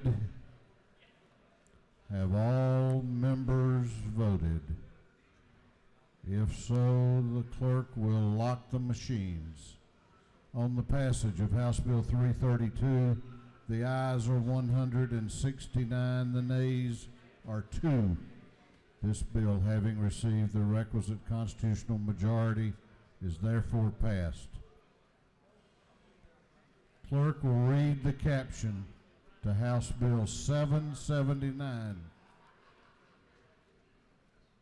House Bill 779 by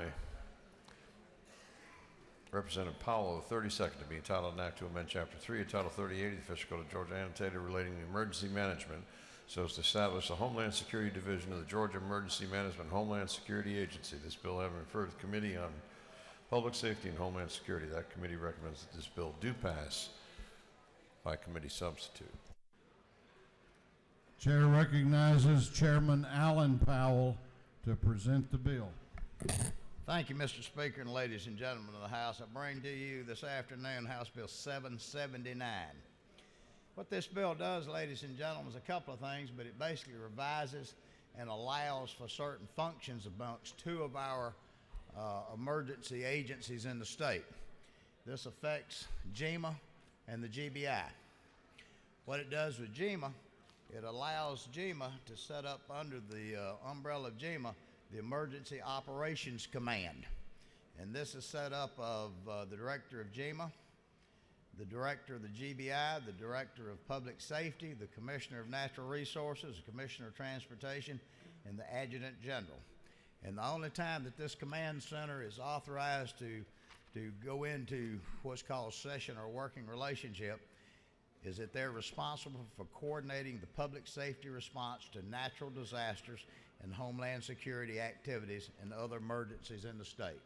Kind of makes sense, doesn't it, that you're going to pull all your agencies that have anything to do with transportation and DNR and law enforcement together during a state of an emergency.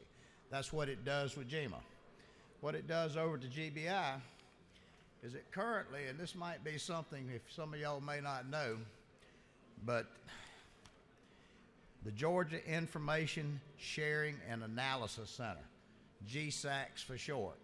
So if anybody back at home or the media ever asks you, well, just what's the state doing to protect homeland security, all you need to do is talk about GSACS. You can't tell them where it's located because not many people know because they're a very secure location. But what happened after 9/11 when the federal government was doing all this and throwing all this money at national security and the public safety, they created a system of GSACS across the whole nation. Most states, every state has a GSACS or a fusion unit in that state. And it's made up of various law enforcement agencies, and they do analysis, they scrutinize. Every time there's a citation issued, they review it within a matter of days, mostly the next day. So then they can do a comparison about, and an example would be a hijacking of a cargo container down on the ports of Savannah, or a motorcycle gang, to compare to see if there's any coordination that money may be going to terrorists. Well, the reason we're putting this, we're saying in this bill that the total management and responsibility for GSACS will rest with the Georgia Bureau of Investigation, the Criminal Investigative Unit. And why we're doing this is that over at GEMA, GEMA is the agency that receives the federal funds that funds any federal dollars that go into funding GSACS or the Fusion Center. Now, there has been some instances in the last few years that there were some people over at GEMA who thought that because they were the pass-through for federal funds, that they wanted to have the control of GSACS. But they're not criminal investigators, the GBI is. This clearly states that this would fall under the duties of the GBI and the director of GBI over the criminal investigative units over at GSACS, and that this other command center would be under GEMA. That's quite simply what it does, and I'll stand for questions, but not too many of them. How about none? Sounds good. I'd appreciate your support. Is there any objection to the previous question being ordered? The chair hears none. The previous question is ordered. Is there any objection to adopting the committee substitute? The chair hears none. The committee substitute is adopted. Is there any objection to agreeing to the report of the committee which was favorable to the passage of the bill. The chair hears none. The report of the committee is agreed to. Shall this bill now pass? All those in favor of the passage of House Bill 779 will vote aye. Those opposed will vote no, and the clerk will unlock the machines.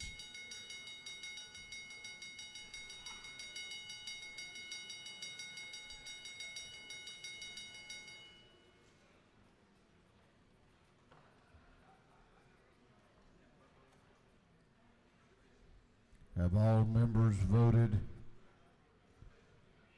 Have all members voted? If so, the clerk will lock the machine on the passage of House Bill 779.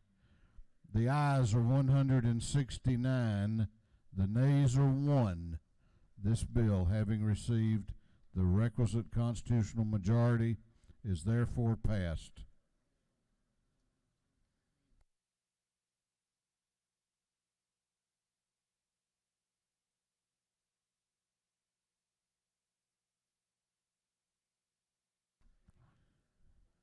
Clerk will read the caption to House Bill 764.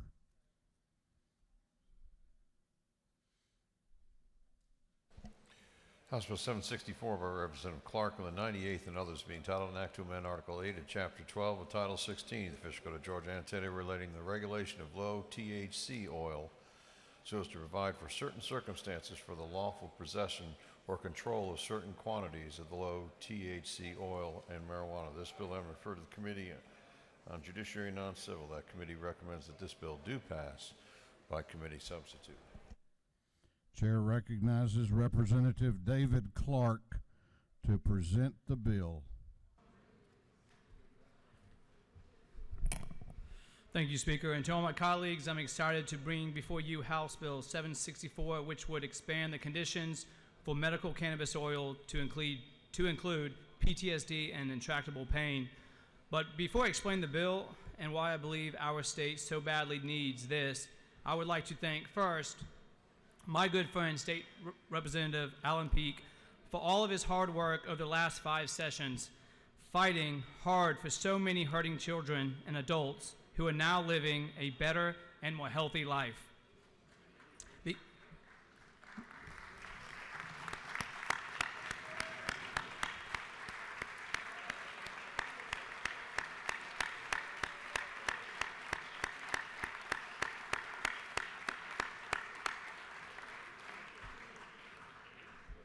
Because of the cannabis oil, he has been so patient over the last number of years in explaining and proving why cannabis oil has so many amazing benefits, and in helping to take away the dark stigma that was created decades ago. You are truly an inspiration, so thank you, Alan. With that, I'm honored to be carrying House Bill 764, which is a bill that I believe with all my heart will be a bill that we will look back years from now and say that it was one of the greatest bills we passed in this House chamber. Because we will be able to say we were the generation that helped end the opioid epidemic. I say that because we see that in states that have passed similar laws, that they had a significant reduction in opioid-related deaths. So with this bill passing today, we would directly save lives in every one of our districts, not just a few, but hundreds and even thousands of lives. Again, I believe that we can be the generation that ends the opioid epidemic, and it starts today with voting yes to House Bill 764. I see cannabis not as a gateway drug, but as an exit path off opioids. We can be the state that says we won't continue adding to the statistics of opioid overdoses, but become the state that says no more to standing by idly, but instead tackles this opioid epidemic head on. Remember, we have had over 3,700 patients on the state registry for medical cannabis oil. We have had 0 safety concerns, we have had 0 health concerns, and we have had 0 deaths. Because it's a medicine that has very low risk, if any, and huge rewards. And we have clearly seen that in every single condition we have passed in this House chamber. I am proud of every one of you for your support in the past and for today in helping tackle this opioid epidemic. Here are just a few reasons why I'm so passionate about passing this bill and helping to see a significant reduction in opioid-related deaths. It will directly help lower the 22 veterans dying a day. It will directly help lower the death rate from opiate overdoses among the VA patients, which is double the national average. Foster care systems are overflowing with children whose parents can't care for them, whether they be addicts now or dead from overdoses. Coroner offices are overwhelmed with bodies, and ambulance services are straining small town budgets. And this is a real epidemic, and we have the answer to lowering that number significantly here in Georgia. Now is the time, and we cannot afford to keep kicking the can down the road. Remember again, we have over 3,700 patients on the state registry. We have had 0 safety concerns, and we've had 0 health concerns. Remember, though, with opiates, we have double the number of casualties from overdoses from 2010 easily, and more than 5 times the number since 1999 with no end in sight. Here's a scary fact. In 1 year only, drug overdoses killed more Americans than the entire Vietnam War did, and that's on average each year and growing. Now I know there are maybe 1 or 2 medical professionals here in the House who might be opposed to expanding the conditions, and I respectfully disagree, because I've talked with many medical professionals, nurses and doctors who I respect very highly, who have seen firsthand that cannabis oil is highly effective, and they say it will help bring the fight towards ending the opioid epidemic. One of these is my best friend's dad, who is a very highly respected doctor in my district, and has told me many times that this will directly help fight the opioid epidemic by allowing an alternative to opiates that are killing tens of thousands of Americans every single year. Let us be the generation that ends the opioid epidemic, and House Bill 764 is that answer. Now imagine this. We're losing every week to opiate overdoses the equivalent of 3 747 airplanes full of people crashing with no survivors. That's scary, and that's heartbreaking. We can be the body that helps end this opioid epidemic. And I just want to say thank you to Governor Dill, also for saying that he would sign this bill that includes PTSD and intractable pain once we get it signed by the House and Senate. And with that, I just say we cannot let fear of change stop us from saving lives. Let us save lives and allow an alternative medicine that has been proven effective in other states with these 2 conditions. And with that, Speaker, I'm willing to take any questions that any of the members might have.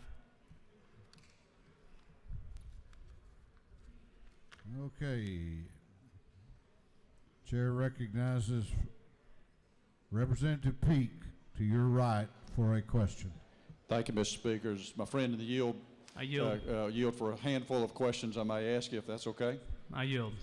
Is it not true that that you have served our country admirably and with distinction in the Army for 6 years, and as a result of your tour of duty in Afghanistan, witnessed and experienced things that not many of us in this chamber will ever experience, and that you understand more than any or most why your fellow soldiers who do suffer from PTSD are requesting medical cannabis as an option? Is that not true? That is true. Is it not true that Governor Deal's team did specifically ask us to include PTSD and chronic and intractable pain in a bill this year, and that Governor Deal has publicly expressed his support for this legislation? That is true. Is it not true that our most distinguished Rules Chairman, John Meadows, is a co-sponsor of this bill? That is correct. Is it not true that while some have expressed concern about adding pain as a qualifying condition because it might spike the numbers on the registry, that an individual would still have to be registered by their physician, pay the fee to the Department of Public Health for their card, and still go to great lengths to obtain the medical cannabis oil that has significantly lower THC than what one would obtain by buying weed on the street corner? And that if an individual obtained their low THC oil card and was found to be smoking marijuana, they would still be subject to arrest. That is correct. That's true.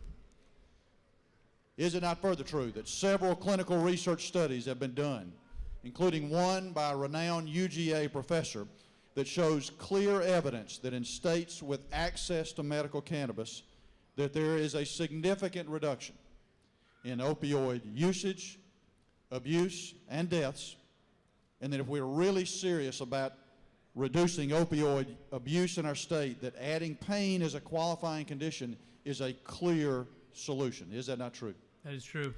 Is it not further true that in the most comprehensive study done yet in medical cannabis in 2017, that the National Academy of Medicine published that there was conclusive, substantial evidence that cannabis is effective for the treatment of chronic pain in adults?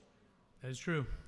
Is it not further true that this House, this chamber, this body of legislators has for the last 5 sessions overwhelmingly supported medical cannabis legislation for citizens of our state that have legitimate debilitating illnesses? Is that not true? That is true. And further, is it not true that hundreds of families and citizens from all walks of life have had their lives drastically changed and the quality of their lives significantly improved as a result of our low THC oil law? And that I receive notes almost daily, like this one from a Georgia citizen, that says, quote, "I am a 79-year-old patient with Crohn's disease and peripheral neuropathy of feet and lower legs. Using cannabis oil has replaced my use of opioids completely. My Crohn's remains stable and pain in my feet have been reduced noticeably. Thank you from the bottom of my heart," end quote. Or from David, another Georgia citizen, who says, "I am a patient suffering from MS. This disease was causing me no end of pain and discomfort. Thanks to the cannabis oil that I'm now using, my spasticity has been all but eliminated, and my pain has been reduced to a level that is mostly tolerable.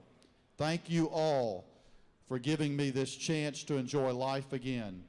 I hope you will seriously consider extending the same comfort to others in need." And is it not true that I could read hundreds of examples like that? That's very true. And is it not true that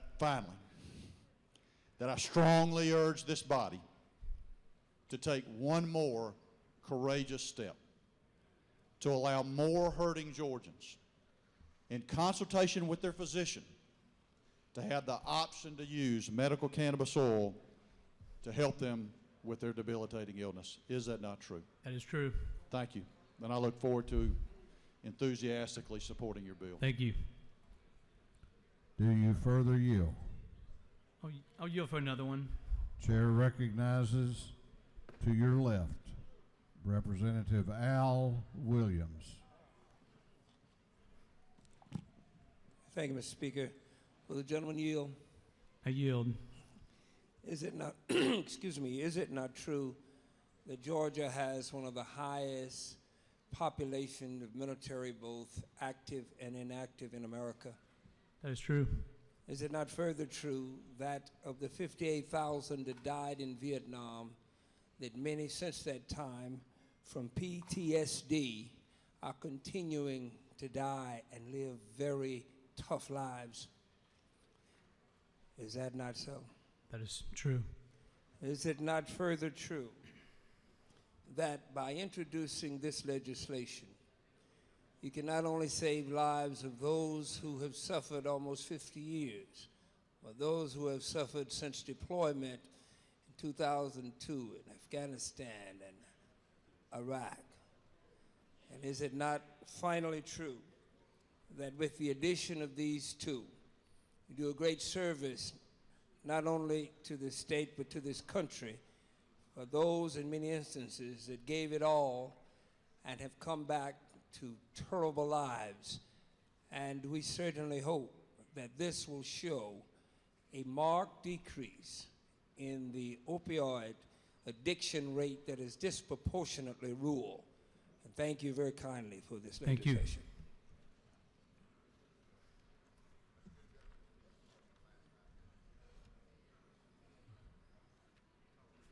Was that the last question you were yielding for? Yeah, that'll be my last. So with that, I just ask you if you have favorable consideration of House Bill 764, and let's be the generation that helps end the opioid epidemic. Thank you. I yield the well. Chair recognizes Chairman Setzler to speak to the bill. Ladies and gentlemen of the House, I come to you today as a member that's been here ever since this body first started taking up the question of medical cannabis. I speak to you today as an Army veteran who served our country honorably for 9 years on 4 continents, and as a person whose closest family member had their marriage and family destroyed by an opioid addiction that played out over 10 years, destroyed their marriage, and sent them to bankruptcy. This is a very, very important issue. And I speak to you today as a member of our Judiciary Non-Civil Committee who looked at this bill and has looked at bills come through since 2015 and has recognized that when we had a young lady standing in the back of this chamber and we passed the Haley's Hope Act to give low THC medical cannabis to people with seizure conditions, that we were doing the right thing. I recognize this body's taken steps, as Representative Peake said earlier, to address certain very focused conditions for which medical cannabis can possibly be of some assistance. We know there's debatable medical evidence for this, but what I'm coming to talk to you today about is not PTSD. PTSD moved out of our subcommittee and out of our full committee without really any opposition this year. What I'm coming to talk to you today about is something that's dramatically different than anything we've ever done before in this body. Now, I know there's people out there on the ropes that are talking about previous bills and in the anteroom, but I want you to listen to this, if you would, please. I want us to consider what chronic pain and tractable pain means in the context of this bill. This issue of chronic pain is not like every other line item we've added to this code. This issue of chronic pain is one that dwarfs by a factor of 10 or more all of the things we've put in code as allowable uses for medical cannabis combined. Now, ladies and gentlemen, if there's discussions going on, I know we're planning other bills and talking about what's coming up today. I want you to listen to this statistic. In the 10 plus states that had a legal medical cannabis structure before they legalized fully cannabis, or in fact some of the states still have the same medical cannabis structure today, in the 10 states we look at, between 88 and 96% of all prescriptions were for one specific diagnosis. In fact, if you take those 10 states combined, 93% of all medical cannabis diagnoses and prescriptions were written for one single line item in this statute that we have. Those 90+% of prescriptions are all written for chronic pain. Because, friends, I'm no physician. We have physicians in this body that share grave concerns about this bill. In fact, the Medical Association of Georgia had their board of 150 board members analyze the proposal that's before us today, and of the 150 physicians on the Medical Association of Georgia's board, all 150 voted to not support this bill, that this is a bad proposition. 150 out of 150 doctors recognize not the PTSD question. I'm going to grant the PTSD question to my friend Representative Clark and to those who are concerned about our veterans. I'm in the well today, though, talking about chronic, intractable pain as being a radical expansion of everything we've done before. Now, if you think about all the conditions we have in our code for which medical cannabis can be prescribed, and you recognize the other states that have a medical cannabis structure have those similar things in place, if all of those prescriptions represent 7% of all the prescriptions for medical cannabis, 93% of the medical cannabis that will come after this bill has not come yet in terms of use. Friends, when we look at other states' threshold for low THC oil, we are a 5% state. We are among the highest states that have a, quote, low THC standard. In fact, if you take the low THC oil that we talk about, and you can imagine taking, I want every member to imagine giving yourself eye drops. You take 4 drops on your tongue of low THC oil, The amount of THC you're taking into your body is equivalent to one dosage of an edible THC marijuana edible in Colorado. So when people use edibles as a way to ingest marijuana in a state like Colorado where marijuana is legal, one edible has the amount of THC of 4 eye drops of this low THC oil we have in Georgia. Friends, I'm going to leave the well, but I want you to consider this question. What we're doing by adding chronic pain, intractable pain to our code is, by following the example of other states, going to multiply by a standard of 10 to 15 times the amount of oil we put on the streets. This is not just adding one line item. This is adding an amount of low THC oil, 5% THC oil into our state for people to be prescribed that will be 15 times what we have today. I share that with you, friends, because as we had family friends that moved to Colorado before they legalized marijuana, within 3 months, some family friends of ours, 18-year-old daughter, had gone and because it's talked about a knee injury that she had running and got her card as having chronic pain so she could have access to marijuana products. Friends, I want us to be very careful. We need to vote no on chronic pain. We need to vote yes on PTSD and act wisely as our constituents have asked us to vote. Because, friends, this one line item of chronic pain is 15 times all of what we've done to date. And I wanted everyone to understand that and join me in voting no, in spite of the family members that have talked to us about potential uses, in spite of the great members who support this bill, who are sponsors, dear friends of mine. Chronic pain is a dramatic departure from anything we've ever done. And I would ask you to join me in voting no on HB 764. Gentleman has yielded the well. Is there any objection to the previous question being ordered? The chair hears none. The previous question is ordered. Is there any objection to adopting the committee substitute? The chair hears none. The committee substitute is adopted. Is there any objection to agreeing to the report of the committee, which was favorable to the passage of the bill? The chair hears none. The report of the committee is agreed to. Shall this bill now pass? All those in favor of the passage of House Bill 764 will vote aye. Those opposed will vote no, and the clerk will unlock the machines.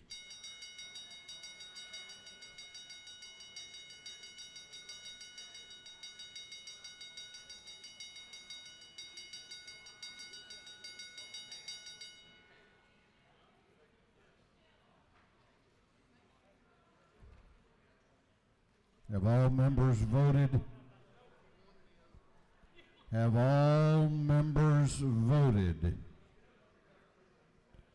If so, the clerk will lock the machines on the passage of House Bill 764. The ayes are 145, the nays are 17.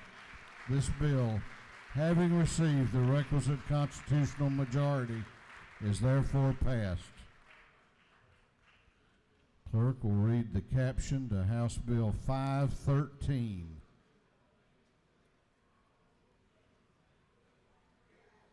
House Bill 513 by Representative Dickerson in the 113th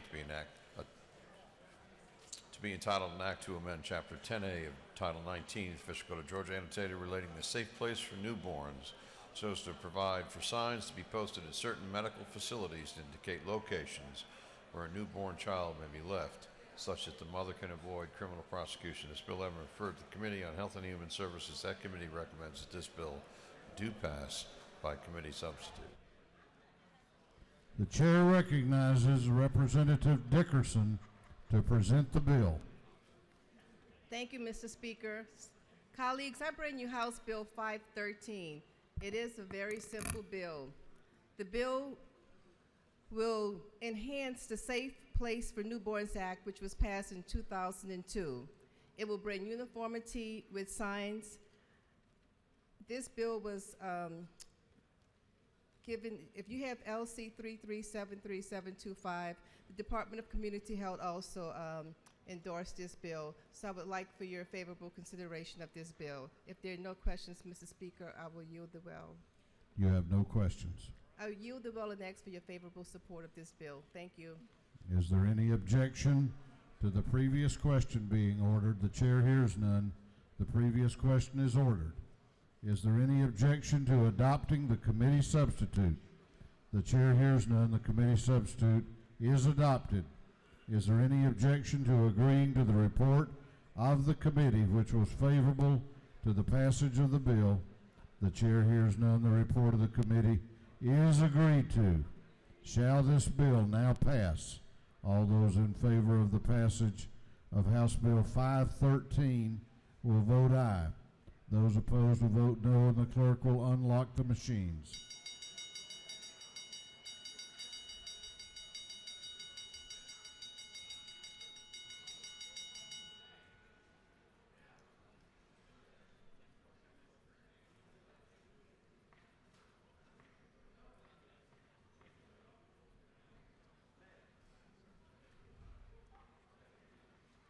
Have all members voted?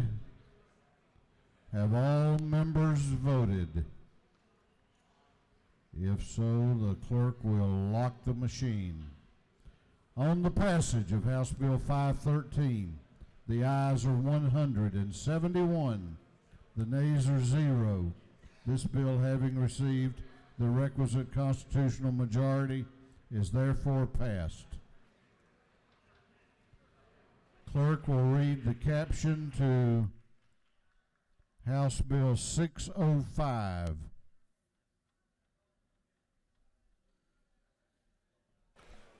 House Bill 605 by Representative Spencer, the 180th, to be entitled an act to amend Article 2, Chapter 3 of Title 9 of the Official Code of Georgia, annotated, relating to specific periods of limitation so as to change provisions relating to the revival of certain claims involving childhood sexual abuse. This bill having referred to the Committee on Judiciary and Non-Civil, that committee recommends that this bill do pass by committee substitute. The chair recognizes Representative Jason Spencer to present the bill. Well, good evening, members of the House. Thank you, Mr. Speaker. I'd like to say thank you to the House Judiciary Non-Civil Committee. I want to thank the members who were the necessary antagonists and protagonists to make this bill what it is today so we could bring it to the floor for your consideration. I especially want to give a special thanks out to Chairman Rich Golick and Vice Chair Burt Reeves for their efforts in shaping this bill with me. Father John J. Gogan, Boston Archdiocese, Massachusetts. 130 boys, child sexual abuse survivors, his victims. Jerry Sandusky, coach, Penn State University. Joe Paterno, resulted in 52 victims, boys, child sexual abuse survivors and victims. Dr. Larry Nasser, USA Gymnastics. Michigan State University, 153 survivors of child sexual abuse. A connection here in Georgia with William McCade out of Savannah. These reports and open records under discovery led to the link to Dr. Larry Nasser here in Georgia. Georgia is one of the major trafficking hubs for child sex trafficking. Georgia, one of the most predator-friendly states in the country. And this is by no accident. No accident because our laws do not protect the children, but we are making progress. Ladies and gentlemen of the House, I'd ask you to make progress today by voting for this bill. This has been a long journey over the last 4 years. House Bill 605 is intended to bring into Georgia law in line with what science and real-world experience has shown us about child sexual abuse. That victims are not able to come forward about their abuse until much later in life, with the average victim coming forward around the age of 42. Sadly, many entities and organizations that have proven to be a breeding ground for child predators, but not only fostering abuse, but literally concealing their knowledge of it. This subject is on a national conscience with the USA Gymnastics scandal involving Dr. Larry Nassar, and this is a prime example of how sort of evidence does not come out until much later in time. Oftentimes, after traditional statute of limitations have expired, the nation sat stunned silence as 153 victims came forward at Larry Nassar's sentencing hearing, and it was revealed time and time and again that USA Gymnastics had clear evidence of multiple pedophiles within the ranks and sat silently by as victim after victim was abused for decades. And so, ladies and gentlemen of the House, I ask you for your favorable consideration on House Bill 605. Simply what this bill does is increase the statute of limitations currently from 23 to 38. It also widens the discovery rule, which we established 3 years ago in the Hidden Predator Act in 2015. It widens it from 2 years to 4 years, acknowledging that the effects of child sexual abuse are latent. It comes later in life. Furthermore, we give an opportunity for those folks who have uncovered concealment of child sexual abuse to hold organizations accountable in the cases we have already covered using the Hidden Predator Act from 3 years ago. Mr. Speaker, I'll stand for any questions, but I would ask for your favorable consideration and take a courageous step today in making Georgia one of the better states in the country for opening up civil justice for child sexual abuse survivors. Do you yield for questions? I will. You don't have any. Thank you, Mr. Speaker. You do have one. I'm sorry, you have a question. All right. I'll take one. Do you yield? I will yield. Chair recognizes Representative Cannon to your left for a question. Yield? I do.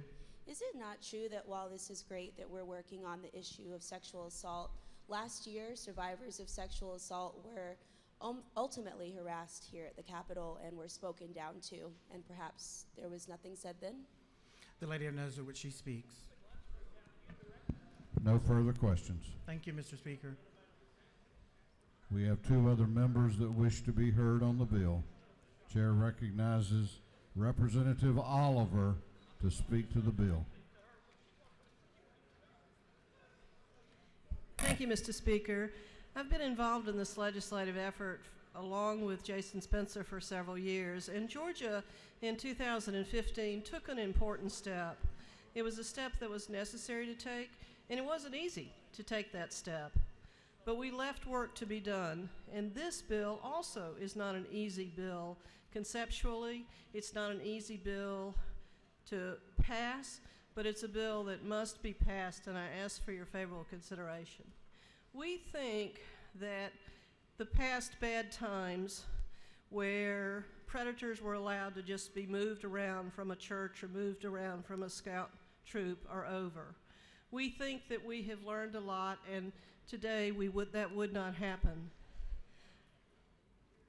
The phenomena of the United States Olympic Organizing Committee, who's responsible for gold medal athletes not being able to protect young women representing our United States of America in world-class events, I think teaches us that this issue has not been solved, and we have to be ever diligent.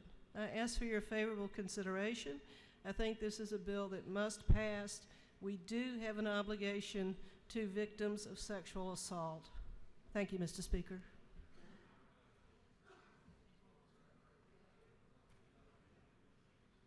Chair recognizes Representative Reeves to speak to the bill. Thank you, Mr. Speaker. First thing I want to say is that there is an amendment that our Majority Whip Coomer has offered, and this is a friendly amendment, and if anyone has any questions about that, I can certainly answer. In trying to be brief, as everybody in this room knows, childhood sex abuse comes from the deepest abyss of evil that any of us can contemplate. There are citizens, residents, constituents, all who are human beings, who are victims. And in some very specific cases, there has been institutional cover-up.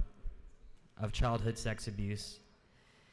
This bill is to give a way for justice for a group of people who have not had that pathway. I don't want to get bogged down in legal technicalities, but the statute of limitations is the time in which you have to bring a case. And since 1933 in the state of Georgia, the tort of fraud has told or hit the pause button on the statute of limitations. A fraud involves a deliberate misrepresentation, and then the person who is a victim has to rely on that misrepresentation to their detriment.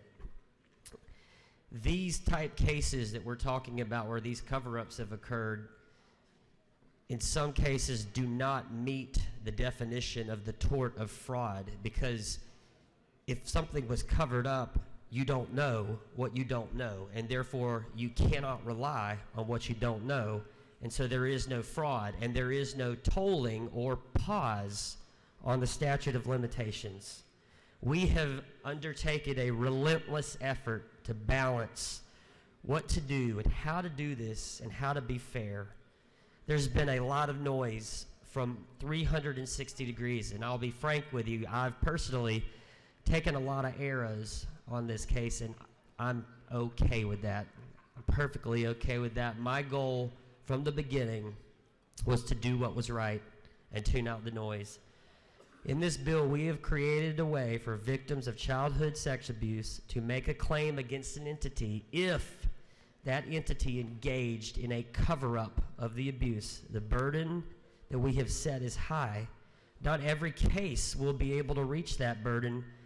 The only way that I was comfortable with this was relying on the precedent, and the precedent that has been set in fraud. I believe that we have created an equal pathway with concealment that matches that of fraud. We've tracked the burden in fraud. The burden is high, but where the facts are there to prove the cover-up, this will create accountability. For those who cannot meet this burden, a case cannot be made.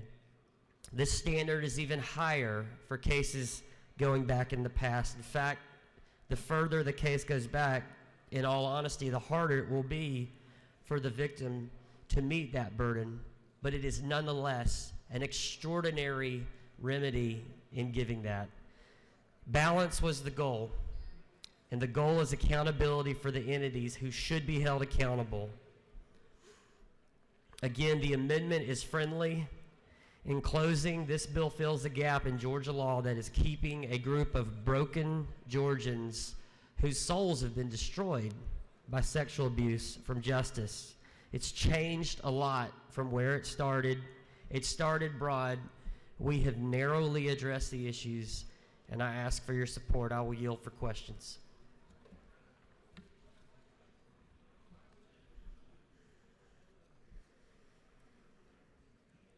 Are you yielding for questions? I am, Mr. Speaker. You have none. I yield the well. Thank you.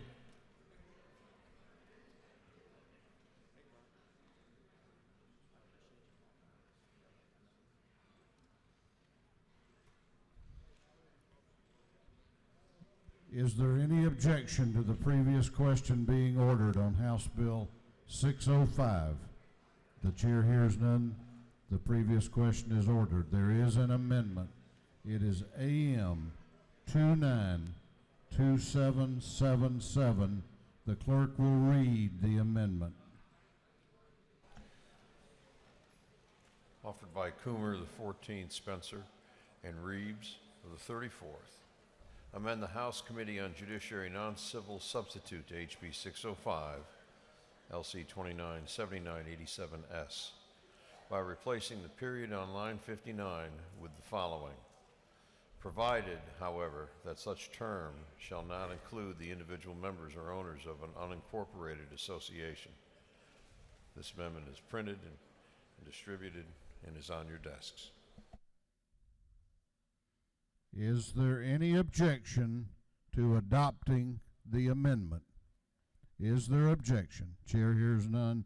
The amendment is adopted. Is there any objection to adopting the committee substitute as amended? The chair hears none. The committee substitute as amended is adopted. Is there any objection to agreeing to the report of the committee, which was favorable to the passage of the bill? The chair hears none. The report of the committee is agreed to. Shall this bill now pass? All those in favor of the passage of House Bill 605 will vote aye. Those opposed will vote no, and the clerk will unlock the machines.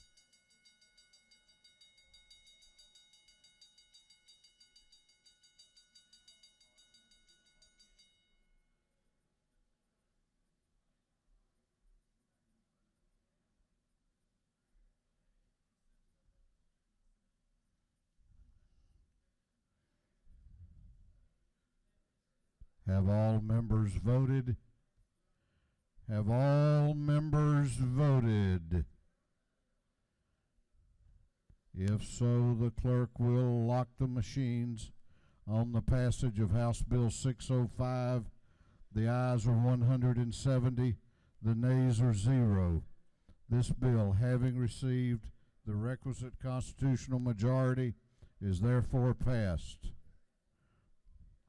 Earlier today, the House failed to pass House Bill 696. The gentleman from the 16th District served notice of a motion to reconsider, and this House reconsidered its action in failing to give House Bill 696 the requisite majority. The chair is calling that bill now for a vote. Although, what purpose does Representative Kelly rise? Parliamentary inquiry. State your inquiry. Mr. Speaker, isn't it true that the other states that surround us that have originally set their threshold similar to the one we have in this bill, but once they've seen the industry prove itself and grow, that they have lowered that threshold, and I'm making a commitment to consider that same action as well. If the gentleman so states, I'm sure he knows that which he speaks. What purpose does Representative Turner rise? Parliamentary inquiry. State your inquiry. Mr. Speaker, isn't it true that if we pass this bill that we're going to put existing players who are in business today, employing Georgians today, at a competitive disadvantage if they do not build a new structure or a data center at $250 million, and that a $100 million investment would be at a competitive disadvantage? I'm sure the gentleman believes that to be true. For what purpose does Representative Kelly rise? Parliamentary inquiry. State your inquiry. Mr. Speaker, isn't it true that the only individuals from the technology industry that have reached out to me have only shown their support for this measure, and none have raised concerns as to the ones that my friend has just raised? If the gentleman so states, I know he believes that to be true. We have had a thorough debate. We are now going to vote. All those in favor of passage of House Bill 696 will vote aye. Those opposed will vote no, and the clerk will unlock the machines.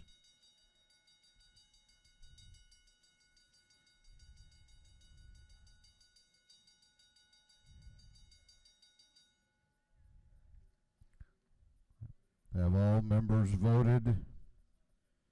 Have all members voted? If so, the clerk will lock the machine on the passage of House Bill 696. The ayes are 120. The nays are 48. This bill, having received the requisite constitutional majority, is therefore passed. Chair recognizes Chairman Buddy Harden for an announcement.